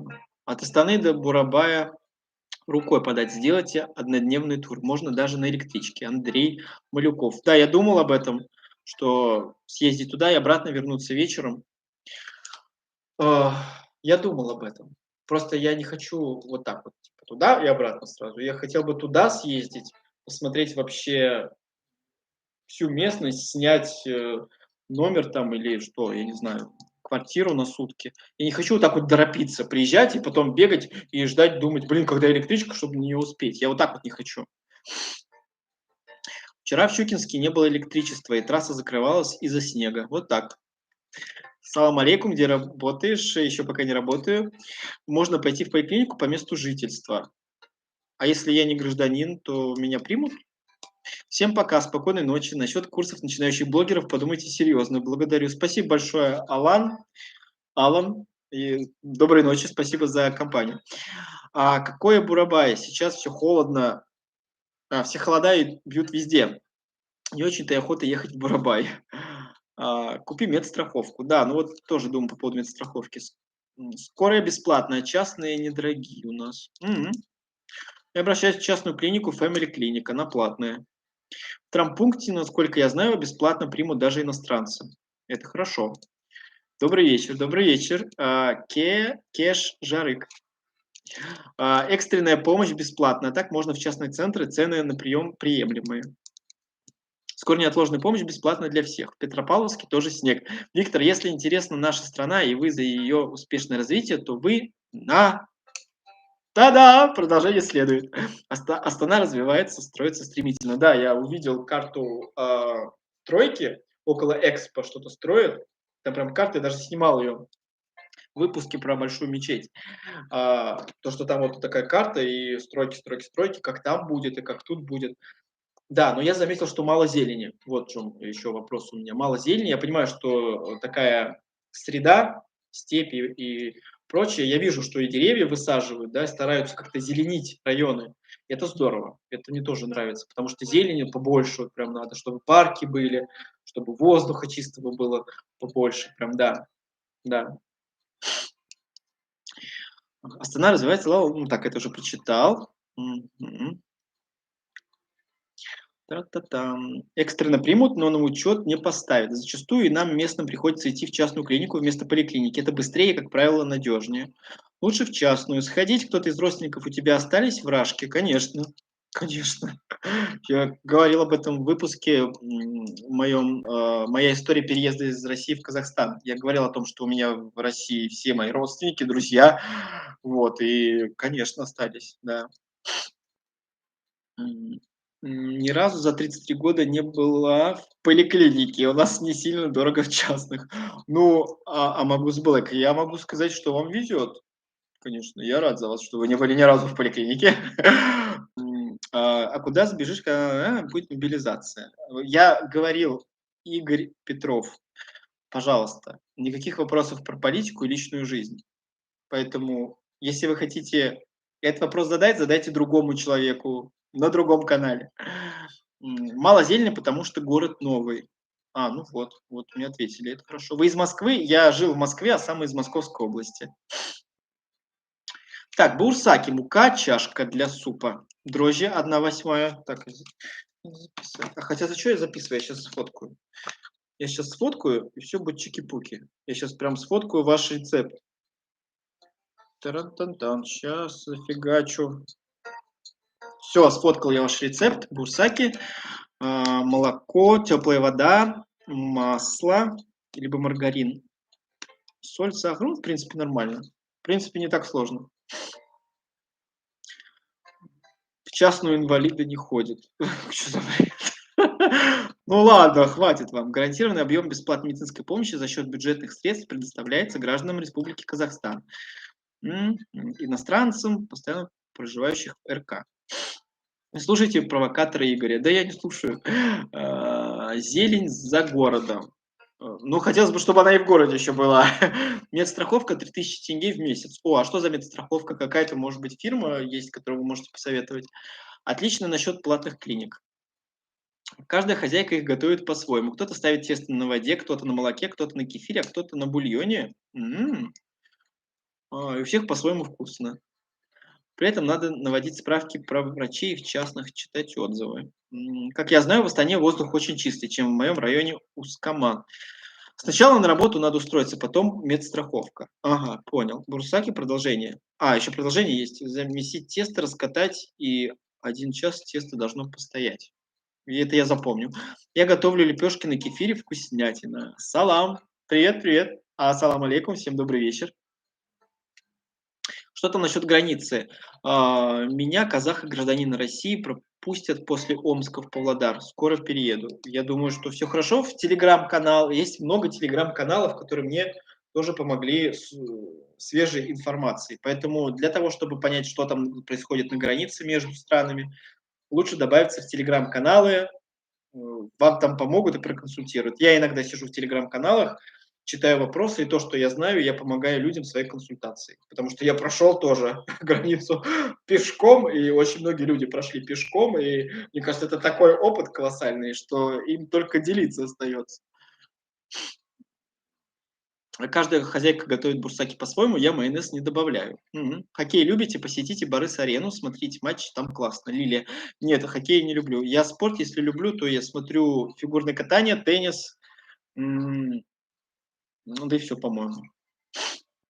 У каждой хозяйки в каждом регионе свой рецепт бурсаков. Вот так. На юге делают квадратные, на востоке мелкие, круглые. Я вам в инсту скинул рецепт. Спасибо большое. Спасибо, могу, спасибо. Медстраховка 3000 тенге в месяц, только оплачен должен быть весь год полностью. То есть это где-то 36 000 выйдет? Я пью только кипяченую воду из-под крана, ни в коем случае. И вот поэтому бурсаки проще купить. Бурсаки все-таки проще купить, да, ребят? Бурсаки проще купить, чем делать. Но я как-то вот к этому тоже вот предрасположен, но хочется попробовать самому. Но я думаю, что у меня выйдет какая-то ерунда. Вот. Поживешь у нас годик, освоишься, будет намного легче. Люди отзывчивые, доброе большинство. Я тоже так считаю. По поводу годика не знаю, вообще не знаю, никаких планов у меня сейчас нет. Да, в Астане надо адаптироваться, а это не сразу. Но город для жизни очень удобный. А в России кем работали? Я в России работал продавцом, консультантом, бариста, офис-менеджером, кем еще работал? Кассиром, билетером в кинотеатре, барменом, официантом шведского стола, а, господи, универсальным сотрудником. Да, такая большая у меня трудовая книжка, вот такой том. Это я шучу, конечно, нет. Да, адаптируется, не захочет никуда уезжать. Все, я тут адаптируюсь и буду тут жить. Желаю вам благополучия, здоровья, радости. До свидания. До свидания. Спасибо большое, что составили компанию. Да, я боюсь, как бы меня инвалида по слуху не загребли погранцы, в военкомат не отправили. Руслан, я думаю, никого не заграбят, ой, не загребут. Все хорошо, езжайте. Вы свободный человек, если у вас нет, конечно, долгов там, потому что с долгами, я знаю, не выпускают, большими долгами. А так, вы свободный человек, можете передвигаться как угодно, и никто не вправе вас остановить. Домашние бурсаки вкуснее. Я делаю лепешки шипек на молоке и сливочном масле. О, я думаю, очень вкусно. Костанай красивый город и Лисаковск. Не спорю, я думаю, красивый. Костанай супер, у меня там братишка. Я слышал о Костанае и вообще тоже хотел туда переехать, пока не выяснил, что в Астане есть знакомые. А что ты работу в Астане не ищешь, изменится планы, уволишься, да уедешь. Я уже отвечал на этот вопрос, сейчас еще раз отвечу. А, я ищу работу, с которой я знаком. То есть это бариста, продавец, консультант, вот с этим все связано. И я просто знаю, что меня ждет, ожидает. И работа, от которой я всегда уходил, я опять к ней возвращаюсь, потому что я умею это, и мозг мне выдает только это. Вот. Я бы с удовольствием сменил бы сферу деятельности, но я не знаю, кем мне идти. И сейчас я просто и знаю то, что я устроюсь, это будет ненадолго, вот в чём дело. Потому что я уже пережил это все, я уже пережил эту профессию, и она мне уже просто элементарно неинтересна. Я не получаю кайфа, вот в чём дело. А устроиться- это не проблема. Руслан, не боитесь, переходите границу. Я тоже так считаю, надо переходить границу, и надо брать себя в руки и вперед. Ничего не бояться. Люблю в Астане район возле торгового центра "Тем". Все рядом. Я был в Артем, да, я был там. Да, хороший торговый центр, и там прям очень такой большой рынок крытый. Бурсаки есть маленькие, круглые, овальные, ромбиковые и прочие. Вот большинство, ну, да, мягкие, твердые, хрустящие. Продавцы, консультанты востребованы везде. Есть торговый центр хороший, там более у вас опыт, тем более у вас опыт есть. 8 000 россиян с февраля работают в Казахстане продавцами, официантами, водителями в автобусе, бухгалтерами, строителями. Я не спорю, это факт, значит, такой. В Астане работы много, но зарплату нормально найти сложно. Чаще нормальные вакансии ищут по знакомствам. Да, связи нужны, как я понимаю. Позвоните в гостиницу «Арай» в Боровом. Нам там нравилось всегда. Уютненько, кормят 3 раза в день, комфортно, прекрасный вид, хотя бы на 3 дня. Снимите эконом двухместный, недорого. Там один номер, там он один номер. Так, сейчас я запишу. «Арай», да? Гостиница «Арай».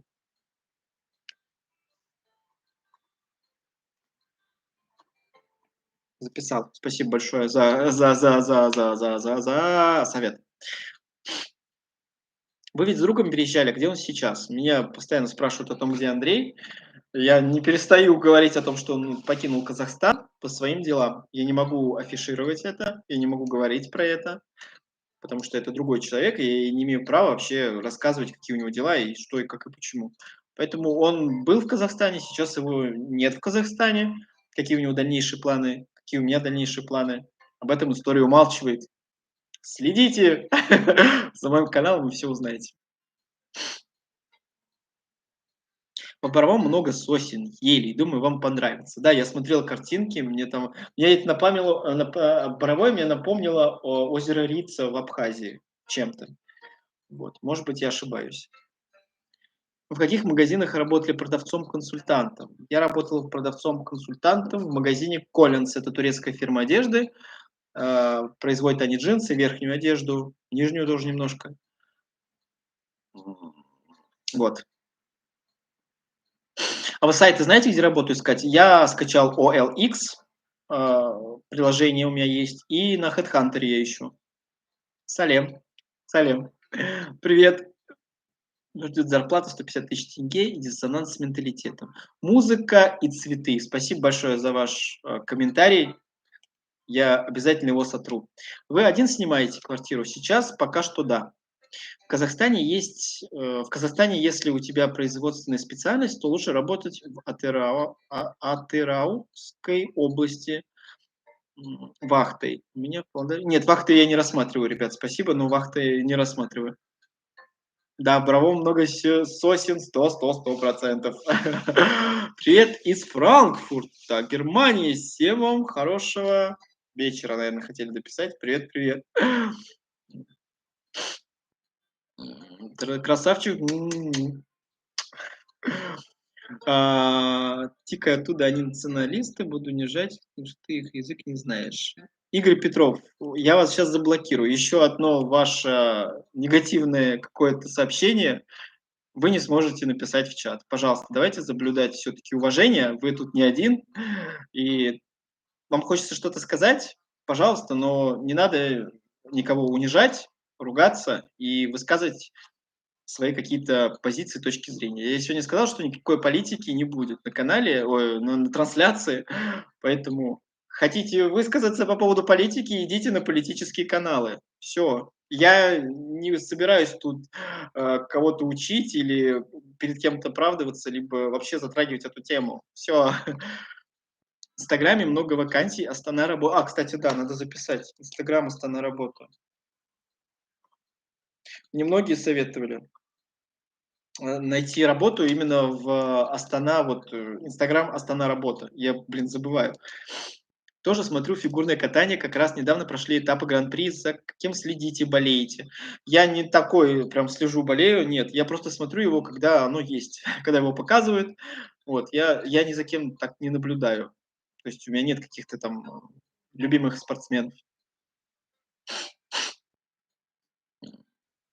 Привет, вы в Астане? Привет, СТС, да. Салам, как дела? За сколько снимаете квартиру? Привет, салам, Руслан. Я снимаю квартиру, за сколько не могу сказать. Это пока секретная информация. С Костаная, салам. Привет, как у вас там настроение, как у вас там погодка? А что-то лайки никто не ставит. Да, ребят, пожалуйста, тот, кто приходит, ставьте лайки. Кстати, уже час 37 минут я болтаю. Давайте до 2 часов дотянем, чтобы в Астане было 10. И все, да, и на этом закончим. То есть еще 22 минуты поболтаем с вами. Виктор, ну расскажите немного о своих родителях. Сауле Абдулина. Рассказывать о своих родителях. Знаете, это немножечко больная тема у меня. Я не особо хочу рассказывать тему родителей. Вот. Папа работал он в кинотеатре, киномехаником, потом крутил фильмы в кинотеатре, потом он стал кровельщиком, крыл крыши, и потом он стал уже, работал в поликлинике, слесарь-сантехник. Вот. Мама работала няней в детском саду, няней, по-моему, не воспитателем, может, воспитателем, я уже не вспомню. Потом она работала продавцом кондитерских изделий, работала на фабрике Ротфронт в Москве в советское время. Вот. Потом она была очень долго домохозяйкой. Вот. Вот такая маленькая небольшая биография моих родителей. Не понимаю людей, которые тратят свое время на негативные комментарии. Мне их жалко. Есть люди, которые хотят выплеснуть свою желчь. Пожалуйста. Только не здесь. У вас в России есть недвижимость? Нет, в Рос ну, как именно в своей собственности нет, у меня нет недвижимости. Привет из Зеренды, Акмолинская область, у нас тоже красиво. Привет, привет. Ну, притеснять не будут, но мне казаху говорили такие вещи, когда жил Экибастузе, свои казахи за незнание родного языка. В Кости снег, в Костанай снег. На днях тоже собираюсь в Астану. Давай дружить, у меня тоже, в принципе, никого нету там. Руслан, я говорил о том, что я очень редко схожусь с людьми. Давай посмотрим, поживем, увидим. У вас в Астане тут тоже ночью снег шел. Да, в Астане сейчас снег. Так, что еще по поводу вопросов? Ребят, сколько стоит квартира в Алматы? В Алматы, правильно я сказал? Мне очень интересно, если кто-то знает, пожалуйста, ответьте на этот вопрос. Сколько стоит однушка в Алматы? Ла-ла-ла-ла-ла-ла-ла-ла. Онлайн стабильно, высокий, считай, весь стрим. Да, это хорошо, что онлайн у меня. Я подключил провод к модему, и поэтому не выбрасывает. Один раз у меня выкинуло Wi-Fi, у меня был интернет, трансляция через Wi-Fi, и через час меня выкинуло. Это было ужасно. А там был такое прям общение классное. Я на юге живу, говорю на русском языке, на казахском, но большинство на русском, и мне за это никто никогда ничего не говорил. Ротфронт – одна из вкусных фабрик. Москвичка моя любимая, обожаю их. Ну, я рад. Здравствуйте, что с работой? С работой все в процессе. Почему вы выбрали именно Казахстан? Я уже отвечал на этот вопрос. Во-первых, потому что в Казахстане люди знают русский язык, и мне будет легче адаптироваться. Во-вторых, здесь у моей подруги есть знакомые, которые помогут с жильем. Вот. Почему-то язык действительно тема острая, но в основном только в интернете, а в жизни редко когда возникают на этой почве конфликты. Знать какие-то слова нужно, но с русским вполне можно здесь жить. Каролина, я тоже вот думаю так же, как и вы, что, ну, острая тема, ну, есть везде, в любых странах есть какие-то острые темы, которые вот прям острые. Я к этому, ну, отношусь спокойно, то есть люди, конечно, хотят, чтобы все приезжие знали их родной язык, и это нормально, так же, как, допустим, люди приедут в Россию, и там какое-то население русских будут говорить о том, что все знали русский язык. Ну, ребят, у каждого свои какие-то мысли на этот счет. Я принимаю это как факт, и от этого не убегу никуда. В Москве я был, город Лобня, гостиница «Мона». Стеклянная дверь из номера в лес, сосны, снег. Новый год, как в сказке. Ну, я рад, что вы побыли там, это здорово. В Астане есть клубы. А где твой друг? Друг уехал, ребят. Друг уехал, он сейчас не в Казахстане. Цены зависят от района. Я вот не знаю в Алматы, какие там районы, как делится город, где там дешевле, где дороже, я вообще не знаю. То есть я вообще полный зеленый человек, чайник в этом смысле. И какие районы, сколько там, я не знаю. Поэтому я и спрашиваю цены на квартиры, ну, в каких-то там, каких-то, ну, критериев каких-то определенных нет, просто сколько стоит квартира однушки. Сайт крыша, да, я знаю. Аренда квартир в Алмате дороже, чем в Астане. В Алмате дороже, чем в Астане? Фига. Самое интересное, в России из-за мобилизации уехало немало россиян, и среди них немало хороших специалистов. Вот тут Россия просчиталась. Политику сегодня не буду трогать. В Алмате дороговаты квартиры. Снять квартиру дорого.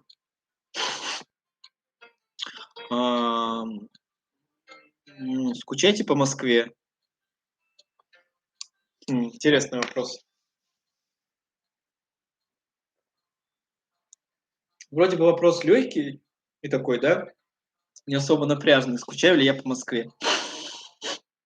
Я скучаю по людям, ну, по своим близким, родным, друзьям. По ним скучаю. А город, знаете, город будет стоять и без меня. Так что захотел- посмотрел, захотел- не посмотрел. Я так сильно не скучаю по Москве. Она как стояла, так и будет стоять. Вот чё, не знаю. Я не скучаю по городу, нет. По людям, по своим. М, м. В крыше можно квартиры посмотреть. Да, я знаю, я просто спрашиваю сейчас, потому что, может быть, в прямой трансляции мне кто-то сразу расскажет. В Алматы аренда квартир дороже, чем в Астане, но сейчас цены немного стабилизируются. Наверное, за 200 тысяч можно снять. Выбирай Алмалинский, Постандыкский и Медузский районы. Спасибо большое за совет. Добрый вечер. Агентство недвижимости не рассматриваете? Это вопрос по поводу трудоустройства или по поводу аренды жилья? Да, дороже в Алматы, спрос больше.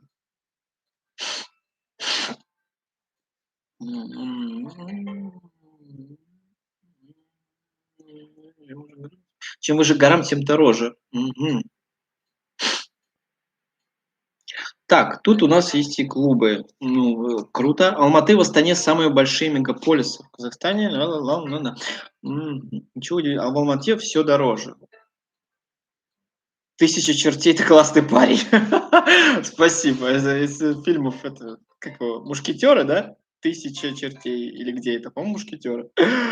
В Алматы все дороже. Ну все, я так и понял.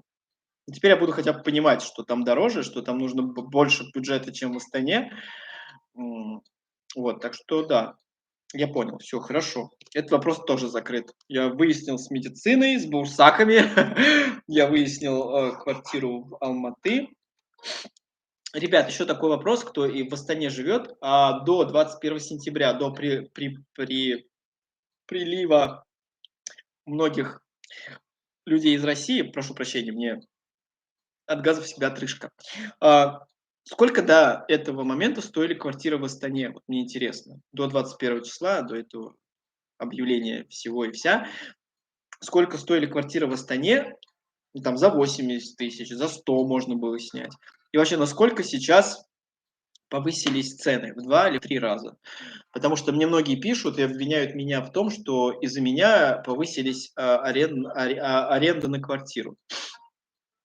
Очень странно, конечно, люди иногда пишут, что из одного человека все пострадали. Вот, хотя где-то из одного человека страдают, согласен. Так вот, меня интересует этот вопрос. Сколько стоила квартира до вот этого всего? Это во-первых. А во-вторых, я хочу сказать людям, которые говорят о том, что из-за этих приезжих повышаются цены. Ребят, когда повышается спрос, а предложения мало, цены повышаются. Это во всем мире. И во-вторых, цены повышают хозяева, а не люди, которые приезжают и ищут квартиру. Ну, вы представьте себе, да, люди приезжают и ищут квартиру, и они повышают сами себе цену. То есть это как нелогично. Вот, и цены повышают хозяева, поэтому я думаю, вопрос все-таки, вопросы нужно адресовать к ним. Ну и, соответственно, все взаимосвязано, просто нужно как-то причинно-следственные связи все-таки загружать в голове. А получается, что виновных обвиняют, виновных находят, обвиняют их во всех грехах, но по факту они и не виновны. То есть, ну, как бы странно, короче, это всё. Хотел негатив написать, но не лезет. Вам надо журналистам или подобное. Подход имейте к людям. Спасибо большое. Я думал по поводу журналистики, но я боюсь людей. Я боюсь к ним подходить и спрашивать: "Скажите что-нибудь". Вот. Это все опыт. А почему хотел негатив написать? Что все так плохо? Я жил 3 года в Алмате и очень мало русского народа. Студии на правом 60-90 тысяч тенге, на левом 150-200. Однокомнатный на правом 130-160, на левом 180-230. Зависит от того, чистый ли дом, район, ремонт. Все, я понял. Ангелина, спасибо большое. Я теперь хотя бы буду понимать, сколько стоили квартиры. В Караганде можете найти подешевле. Аренда квартир, чем в Астане, Алмата. У нас все русские язычные люди, и население тоже. А,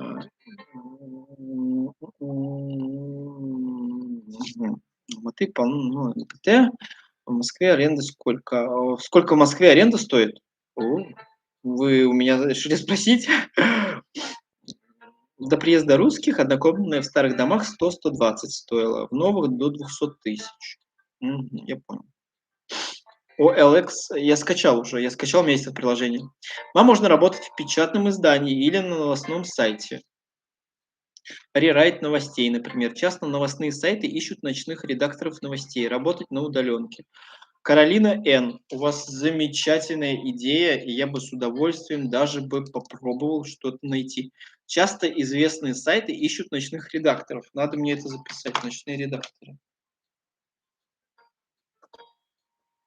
Но там, наверное, нужно знать все-таки хорошо русский язык, правильно? А я филолог с незаконченным высшим образованием. Я всегда запятые фигачу туда, где их не должно быть. Но они зато есть. А,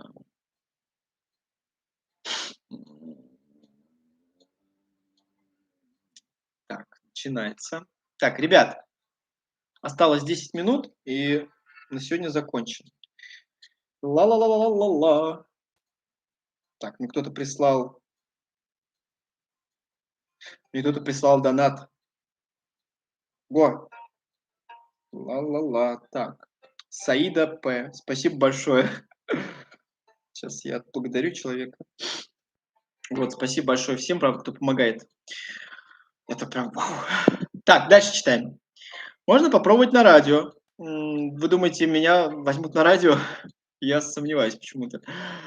Ознакомливайтесь потихоньку с казахской культурой и традициями. Да, я прям вот по факту приехал и прям сейчас на своей коже все это ощущаю, всю культуру, традиции. Изучаю потихоньку.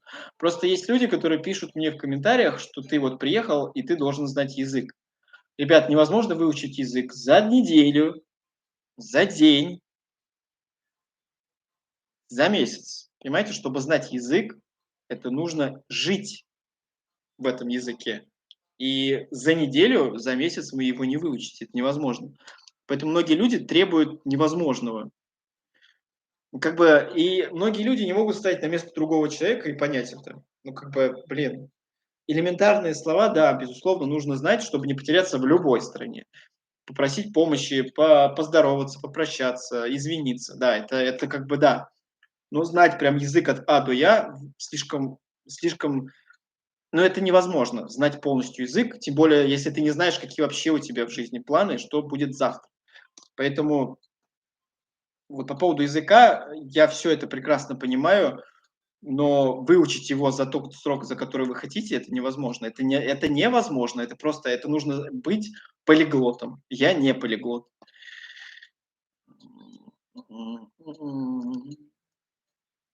Я тут составила на натальную карту, тебе подойдет творческая работа, где можно самовыражаться. Алсу, спасибо большое. Натальная карта. Творческая работа, где можно самовыражаться, это круто. Это, конечно, прям предел всех моих мечтаний. Хотелось бы понять еще именно, что именно, где можно выражаться. Я выражаюсь сейчас на Ютубе, и это прям супер-пупер. Здесь работает и все. И ораторское искусство, и монтажное, и режиссерское, и звукорежиссерское. Тут очень много всего. Вот, поэтому я тоже как-то развиваюсь в этом смысле хотя бы. Всего тебе наилучшего, успехов во всем, верю, все получится. Спасибо. Вероника, не верю, что среди казахов есть они, ха-ха-ха. Радиоведущий идеальная дикция. Спасибо. Идеальная дикция, она ближе к вечеру. Потому что утром, если вы меня услышали бы, было бы такое... Вот. Ну, есть же всякие фишки, приемы, чтобы быстро восстановить речь. Там надо вот так вот делать, да. Скороговорки. Ни одну скороговорку я не могу проговорить быстро. Вот. Так, короче, я так понимаю, мне надо Игоря Петрова заблокировать, потому что я уже не хочу это все читать. Короче, так, сейчас, секунду, сейчас я вернусь. Короче, Витек, начни снимать реакции на казахских исполнителей, на Димаша, например. Наберешь подписчиков очень быстро. Я не могу снимать реакции, потому что если я буду снимать чужой, вы используете на Ютубе чужой контент, чужую музыку, у вас блокируется монетизация, и вас вообще канал могут заблокировать. Поэтому, чтобы снимать реакции, нужно знать, как грамотно снимать, чтобы YouTube тебя не заблокировал потом. В этом надо разбираться. Я в этом не разбираюсь пока. Хватит пропагандировать и рекламировать. Мгм. Да, дикция супер, радует слух. Спасибо большое. Я живу в Казахстане с рождения, и даже я не знаю казахский. Проблем нет, все меня понимают, русскоязычные люди тут на каждом углу, считай.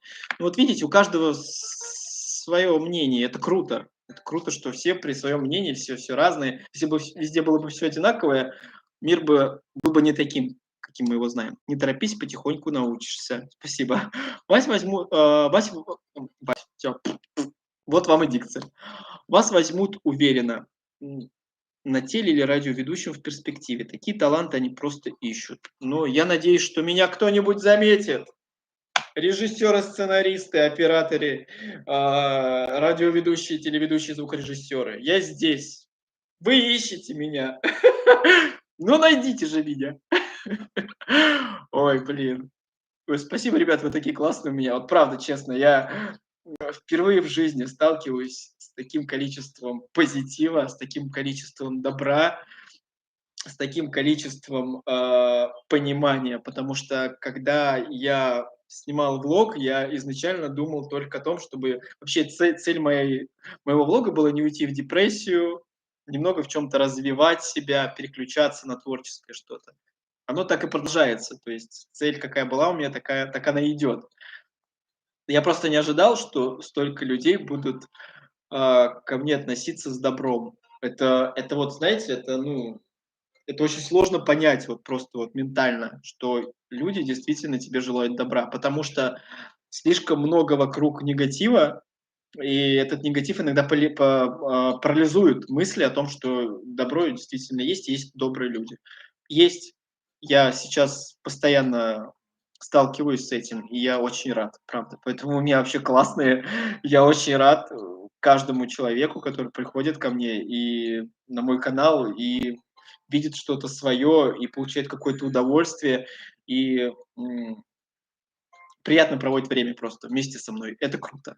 И я, правда, очень сильно всем благодарен. Так, дальше читаем. Есть старый фильм, там вор в законе много в жизни повидал. За Костанай говорит, что там самые красивые девушки, старость там хочу прожить. Не знаю этот фильм, не знаю. В Павлодар, и не дай бог какой-нибудь русский скажет, что среди казахов есть геи, лам, там, так. Руслан, там. Достали вы со своими геями. Многие казахи не знают казахский язык. Так же, как и многие русские не знают русского. Ребят,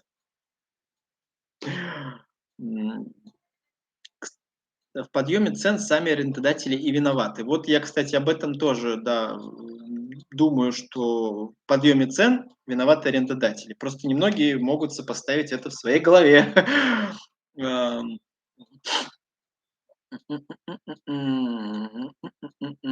Только подписался. Расскажите кратко о себе: возраст, образование, кем работал и хотел бы попробовать поработать. Я хочу попробовать телеведущим, радиоведущим, звукорежиссером, актером, певцом. Да, короче, все, что связано с творчеством, я могу осилить, потому что я верю в себя. Настал тот долгожданный день, когда свет солнца золотого озарит меня, и я пойму, кем я хочу стать. Ребят, все очень сложно. Я не знаю, кем я хочу стать, потому что я постоянно в каком-то подвешенном состоянии. Хотя я по знаку зодиака абсолютно не весы, но все равно меня то в одну сторону, то в другую. Ой, даже аж прям сопельки потекли от радости. А, Сейчас английский язык, третий язык, особенно у молодежи. Ну, чтобы вообще путешествовать, а у меня в прерогативе, в моих мечтах это путешествовать по всему миру, видеть весь мир, радоваться, что есть прекрасный мир, прекрасная планета Земля, английский язык нужен. Безусловно, я даже не спорю. Ой, то есть только подключилась. Ассаламу алейкум. Вы светлый человек, и поэтому все будет у вас хорошо. Сердечко. Как там Ольга Бузова показывает? Вот так вот. Спасибо большое. Да, расскажите про себя. Мне 33 года, меня зовут Виктор. Я люблю людей, я люблю мир и желаю мира во всем мире. Вот. Если был бы конкурс «Мистер Вселенная», я бы в нем принял участие, потому что мой девиз «Мир во всем мире». И это действительно так, без шуток. Ларам-пам-пам. Так, а, А прикиньте, вас увидели сейчас и взяли. Куда? Можно, прежде чем мне куда-то хотят взять, узнать куда? Просто есть люди, которые типа: "О, меня взяли на работу, ура!" А чё его там ждет, вообще не в курсе. Может, там с плетью по спине будут вас там, я не знаю, все соки из вас, так сказать, вытаскивать. Учу четвертый язык турецкий. Слушайте, это потрясающе. Вы полиглот. Вы так быстро говорите, что сначала вас возьмут журналистом. Я быстро говорю, потому что вечер. Обычно я балаболю так. Обычно со мной, если общаться, я так быстро не разговариваю. У меня просто сейчас такое настроение. Вы надолго в Казахстане? Венера Абалишева. Я не знаю, вопрос очень сложный, я не могу ответить сам себе на этот вопрос. Мистер Вселенная — это про культуризм, наверное. В СССР, в Казахстане Экибастуз и Караганда славились боксерами. О, а потом повысить телеведущим, будьте уверены, Жибек. Ну, хорошо. Раз уж вы сказали, буду искать, значит, вакансию журналиста. Вот буду уходить вот так вот с блокнотом, спрашивать. Вообще, я думаю, мне бы хорошо пошло бы спрашивать интервью. Не знаю почему, у меня такое ощущение, что когда человек сидит напротив, и у меня подготовлены какие-то вопросы заранее, вот, я вот буду сидеть и спрашивать, как вы себя чувствуете, что вы можете сказать о своей жизни, кто ваши любимые породы собак, ваш любимый цвет. Прям интервью, мне кажется, из меня прям было бы прям ух! Я прям был бы Виктор Собчак. Так, каких казахских блогеров смотрели? Ребят, я очень редко смотрю блогеров сам, потому что меня редко может что зацепить. Даже тех блогеров, которые переехали в Казахстан сейчас, русскоязычных я имею в виду, я смотрел парочку, и то не цепляют. Я не вижу, для чего я это смотрю. Меня не цепляет ни атмосфера, ни музыка, ни картинка. Я вообще человек, которого очень сложно в блогерской сфере удивить. Вот в чем дело. Поэтому тут как бы ответ сложный, сложно вообще подыскать. Турецкий легче дается, если знаешь казахский. Я думаю, да, вы правы. Вы вокалом занимались? Это ко мне вопрос? Просто тут кто-то общается, кто-то пел там. Вот. Нет, не занимался, но я очень хотел попробовать. Я очень мечтал стать певцом в детстве. Да вообще в детстве я много кем мечтал быть: и редактором, актером, режиссером, писателем, сценаристом. Вы знаете нашего боксера Головкина? Я не смотрю бокс, поэтому не знаю. Кстати, да, когда я начала говорить на казахском, с турецкого стало проще переводить. Я же говорю, одаренный талант. Спасибо. Собчак — это уже большой зашквар. Я надеюсь, она меня не смотрит. Она бы обиделась. Нельзя так говорить. Ну, это же женщина, нельзя так. Она мне нравится, не знаю почему. Хоть и зашквар, но мне нравится. В ней что-то есть. Профессионализм чувствуется просто в журналистике. Она же давно в этом лазит. Вот. Желаю вам найти у нас девушку своей мечты. Спасибо. Куда уехал друг? Андрей вроде зовут. По-моему, это уже 10-й раз меня спрашивают, и 10-й раз я не устаю отвечать на этот вопрос. Он уехал из Казахстана. Куда, почему, зачем, ответить не могу. Это личная информация, я не имею права распространяться. Вам нравится, как поет Димаш Кудайберген? Я слышал пару раз его. Это не моя музыка. Вообще абсолютно. Я не слушаю такую музыку. И поэтому у него талант, он офигительный вокалист, у него голос вообще просто вау, я слышал, но я его не слушаю. Это не мой вкус. Вот. Уже 2 часа прошло, кстати. Уже 2 часа прошло. Я должен был закончить в 10. Черт. Вот так вот тут я выхожу в трансляцию, начинаю говорить, и время вот так вот прям бац проходит. А еще 185 человек меня смотрят. Ребят, спасибо большое, что остаетесь со мной, не ложитесь спать. Завтра всем на работу, большинству. А я тут ко-ко-ко. Собчак агрессивный слишком, мне показалось. Возможно, я с ней не знаком. Расскажите про родителей. Скучаете ли по маме? Это больная тема. Я не хочу сейчас про родителей. Давайте в следующей трансляции поговорим. Мне тоже нравится Собчак. Может быть, реакцию снимете на певцов казахстанских. Ребят, если снимать реакцию, меня могут заблокировать, потому что я нарушу правила "Ютуба". Их надо нарушать, хотел сказать. Их надо соблюдать, вот, но правильно, грамотно. Надо снять реакцию, надо просто узнать, как это делается таким образом, чтобы меня потом, мой канал вообще не заблокировали. Потому что если я буду слушать чужую песню, меня могут заблокировать за использование чужого контента. Какая музыка вам нравится? Мне нравится певица Линда. Кстати, певица Линда из Казахстана. Я ее фанат. И мне нравится певица Дайдо. Это английская певица. Я ее слушаю с 2001 года. То есть уже 21 год. Завтра выходной. Завтра выходной? Завтра выходной? А почему завтра выходной? Может, я что-то не знаю? Надо смотреть Екатерину Шульман, она супер классная. Мне тоже нравится Шульман, она та еще балаболка, она бу-бу-бу какой-то начинает говорить, все, это просто вот 100-500 прям лайков ей. Да, она прикольная. До среды выходные. Завтра, послезавтра выходной.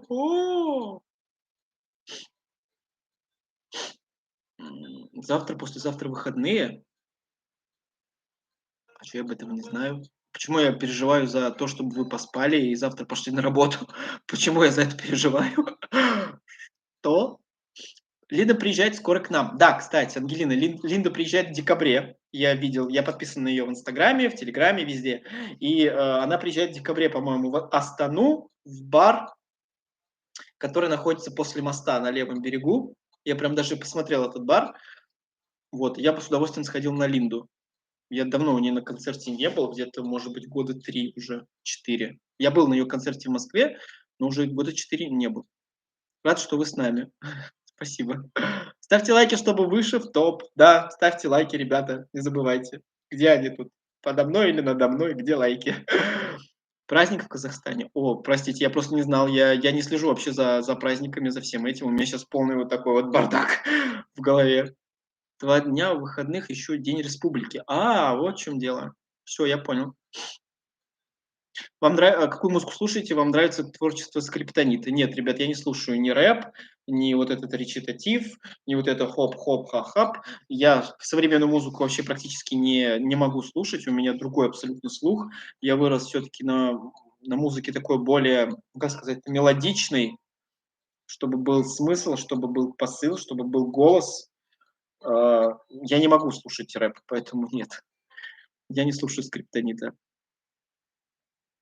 Чтобы не блокировали, надо делать вроде нарезку, тогда вроде не блокируют. Андрей Малюков. Спасибо большое, надо это проверить, потому что я боюсь, что если буду делать реакцию на музыкантов казахских, то меня могут заблокировать. Надо об этом почитать и проконсультироваться. Не нарезку, а паузы делать, видео останавливать. Ну вот видите. Бас-бар, да, точно, Ангелина, да, точно. Бас-бар, она там будет выступать. Линда шикарная, мало огня, согласен. Линда мне нравится. Виктор, как у тебя дела, здоровье, что насчет работы получилось найти? Сауле и Машева. Дела нормально, хорошо, здоровье, все в порядке, я вылечился, я не болею, сопли не текут, не кашляю, не чихаю. Работу нет, я в поиске, все будет хорошо, не переживайте. Я настроен на позитив, поэтому все будет хорошо. Он же рассказывал про родителей. Да, я рассказывал, я просто не хочу... Это грустная тема для меня. Я не хочу сегодня грустить, я не хочу уходить куда-то другое ментальное состояние, как бы сказала Ирина Хакамада. Можно ставить маски различные на видео для реакции. О, круто. Линда «Северный ветер» — моя любимая песня. Мне нравится твой влог. Ты классный. Юлия Брюкова. Спасибо большое. Праздник 25 октября, День Республики Казахстан. Я понял уже, да, что День Республики Казахстан и что выходные. Замечательно. Это же круто. Значит, все отдыхаем. Значит, сегодня можно не ложиться спать, как всегда. Ворона нравилась песня у Линды. Но она достаточно старая, эта песня, по-моему, 96 года. Ну, прическа у вас. Да, у меня вот я отстриг бока. У меня так волосы растут, ребят, что когда у меня отращивается вот здесь, у меня становится голова квадратная. У меня виски по-идиотски растут, и они вот начнут расти. Вы сами увидите во влоге, что у меня голова начинает вот такая быть, как в коробке. Поэтому либо их отстригать, либо их отращивать. Вот. Но пока что мне вот так нравится. Мне вообще нравится, когда на голове бардак. Ну, чистый бардак, я имею в виду. Не знала, что Линда еще выступает. Выступает, конечно, она гастролирует постоянно. Я из Казахстана, мои трое детей учатся в Москве, в Сеченово и в Пирогово. Как представляю, что моим мальчикам пришлось бы вот так куда-то срываться и прочее. Всего вам самого наилучшего, найдите себя. Зурат Ташма. Спасибо большое. Надеюсь, у вас все будет хорошо, и у деток вам все будет хорошо. Не переживайте. Все всегда будет хорошо, всегда все налаживается. После черной полосы всегда белая. Да, "Ворона" тоже офигенная песня у Линды. На нее сделала кавер Диана Анкудинова. Тоже очень сильная песня. Фадеев Линде ей сделал репутацию порочную. Она, так она тот. М.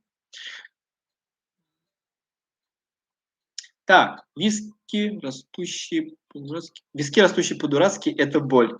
Привет, братик, по дурацким вискам. Привет, Вероника. Да, проблема с висками, она у меня присутствует, никуда от этого не деться. Так растет моя голова, мои волосы. И это, к сожалению, факт. Просто надо что-то с этим делать. Как мы плавно, да, перешли от каких-то бытовых вопросов к имиджу. Это интересно. У меня никогда не было 172 человека на трансляции, поэтому я могу сейчас балаболить, балаболить, балаболить. У меня длинный волос, с утра бардак на голове. Тот, если кто-то меня понимает. Да, длинные волосы, бардак. Давайте без негатива. Да, сегодня день без негатива. Ребят, пожалуйста, если присоединяетесь, не забывайте ставить лайки, подписываться на мой канал, если вы этого еще не сделали. И будет нам счастье. Вот. Сегодня прям хороший такая трансляция, стрим получился. Мне кажется, вот потихонечку, потихонечку, потихонечку мы друг друга узнаем, и это здорово. Это здорово. Все вопросы, которые я хотел задать, я задал, которые мне писали в Инстаграме, я тоже все задал. А, Сколько стоит квартира, я узнал. Рецепты бурсаки мне написали в Инстаграме, я еще сфотографировал. Так, своих дорогих ребят, которые присылают мне донаты, я поблагодарил. Спасибо всем большое. Вы просто сделали вообще неимоверный вклад в мою жизнь и в развитие канала. Это круто. Спасибо. Так, всех поблагодарил. Медицину спросил. Так, все вопросы, которые я хотел задать, я задал. И вопросы, которые мне задали, я ответил. Уже 2 часа 11 минут. Офигеть, как я долго могу болтать. Мне тоже нравится Дайду. Супер, видишь? Мы с тобой вместе слушаем одну певицу. То, что россиян повалило, это и есть негатив. Наверное. Милен Фармер, слушаешь Ротару, кого еще помимо Линды? Милен Фармер мне нравится, но нравится Милен Фармер до 2006 года, когда у нее вышел альбом «Аван Калюмбар» или что-то типа того. Вот. Тот альбом еще можно послушать, а остальное там просто какой-то, видимо, я не знаю, либо композитор поменялся, либо какой-то там маркетинговый ход. Ну, музыка потом стала другой. У тебя что, режим дня, в 11 спать ложишься? Я сейчас говорил уже об этом, что у меня сейчас вообще со временем перестройка так и не дошла до меня. Я живу по московскому времени, 3 часа разница, я засыпаю в 2 часа ночи здесь, да, и 11 получается в Москве. По-другому у меня никак не получается, я не могу уснуть раньше, это просто сейчас невозможно. Все зависит из-за того, что я, конечно, еще без работы. Когда найду работу, я буду уставать физически, морально, и тогда я буду ложиться так же, как и все. Не всегда с утра домовенок Кузя. Рада видеть живьем. Лови денежку на карту. Вероника Косовский. Спасибо. О, Анастасия П. Ты кто, Анастасия П? Анастасия П. Спасибо большое. Спасибо, получил. Все хорошо, спасибо. Так, Виктор, привет. Посети собор православный в Астане и нам покажи спасибо. Собор православный. Сейчас запишу. Постараюсь куда-то идти. Собор православный. Записал. Постараюсь дойти и показать вам. Жалко, конечно, у меня нет GoPro. Ребят, если у кого-то есть GoPro, камера, которой вы не пользуетесь, напишите мне.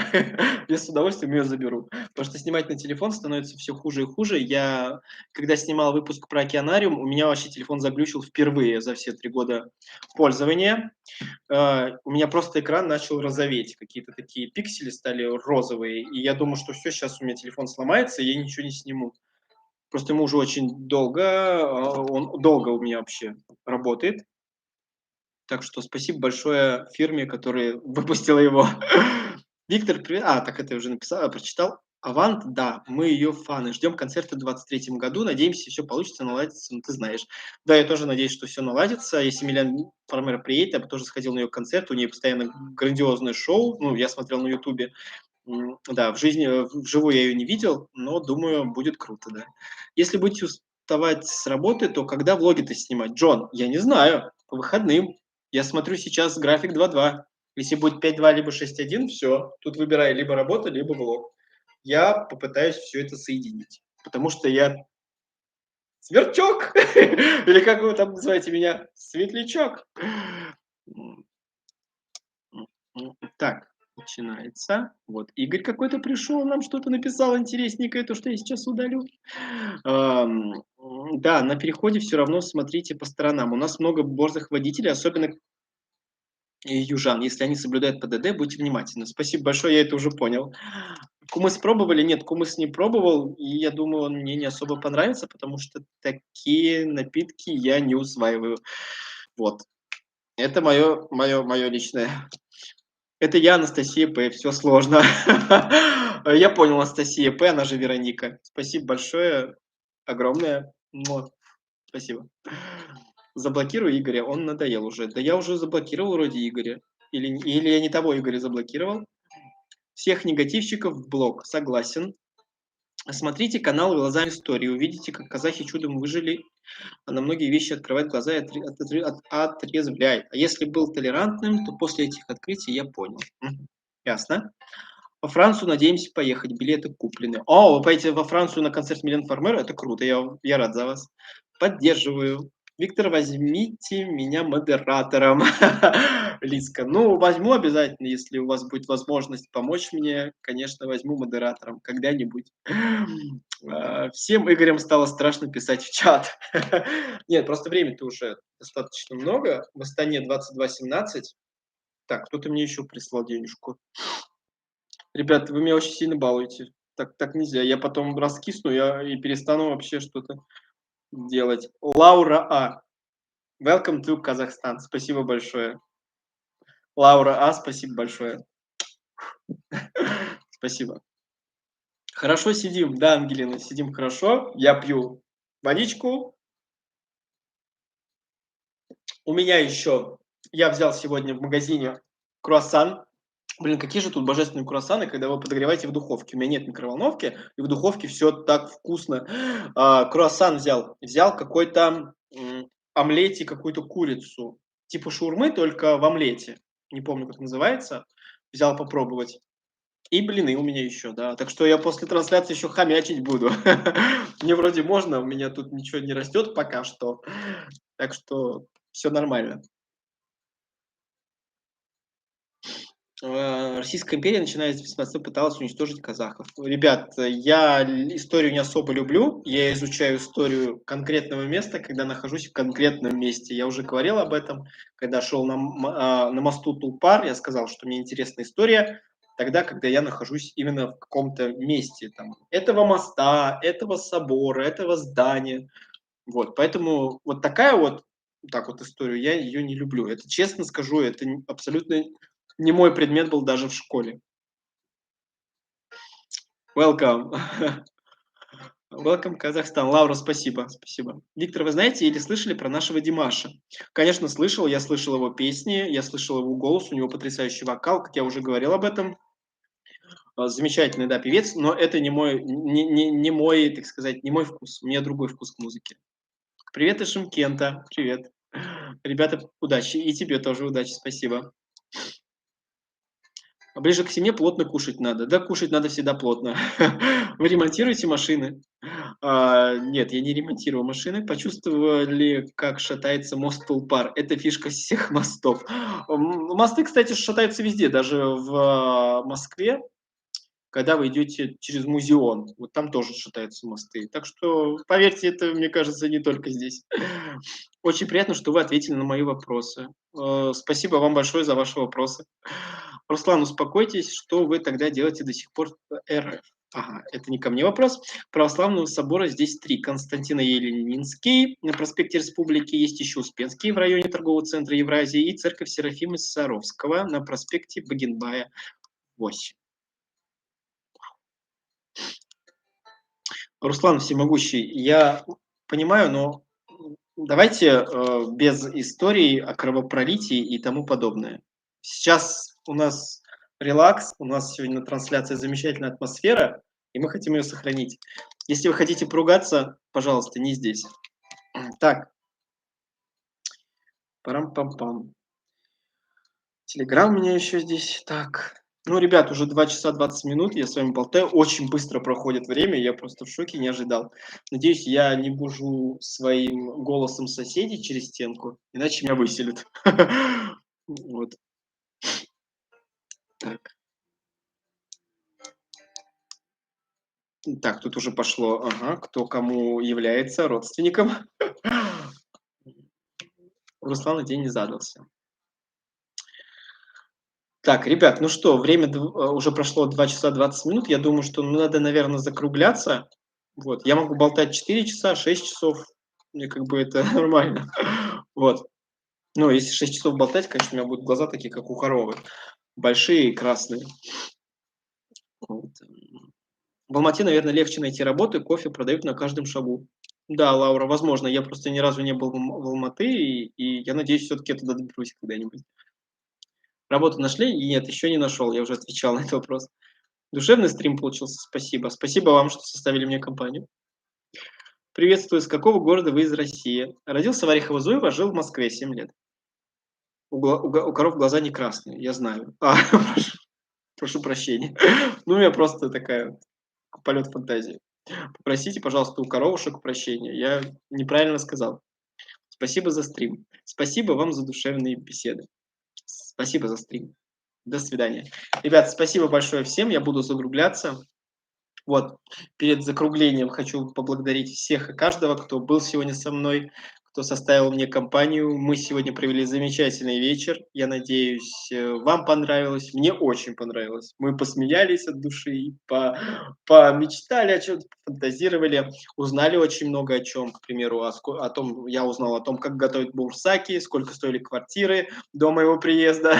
Вот, надеюсь, то, что все наладится, все будет хорошо везде, во всем мире. Я за мир во всем мире и за то, чтобы каждый относился друг к другу с любовью, с уважением. Это очень круто. Поверьте, что только добро меняет мир. Зло его уничтожает. Я вас всех люблю, целую, крепко обнимаю. Спасибо большое, что остаетесь со мной. Впереди нас ждет только самое лучшее. И сердечки такие. Все, ребят, спасибо. Обязательно с вами увидимся в следующий раз. Следующий стрим будет точно с телефона. Попробуем немножко поменять локацию и качество. Все. Всем доброй ночи, хороших выходных. Ну, тот, кто работает, сил и терпения. Все. Всем пока. Тын-тын-тын.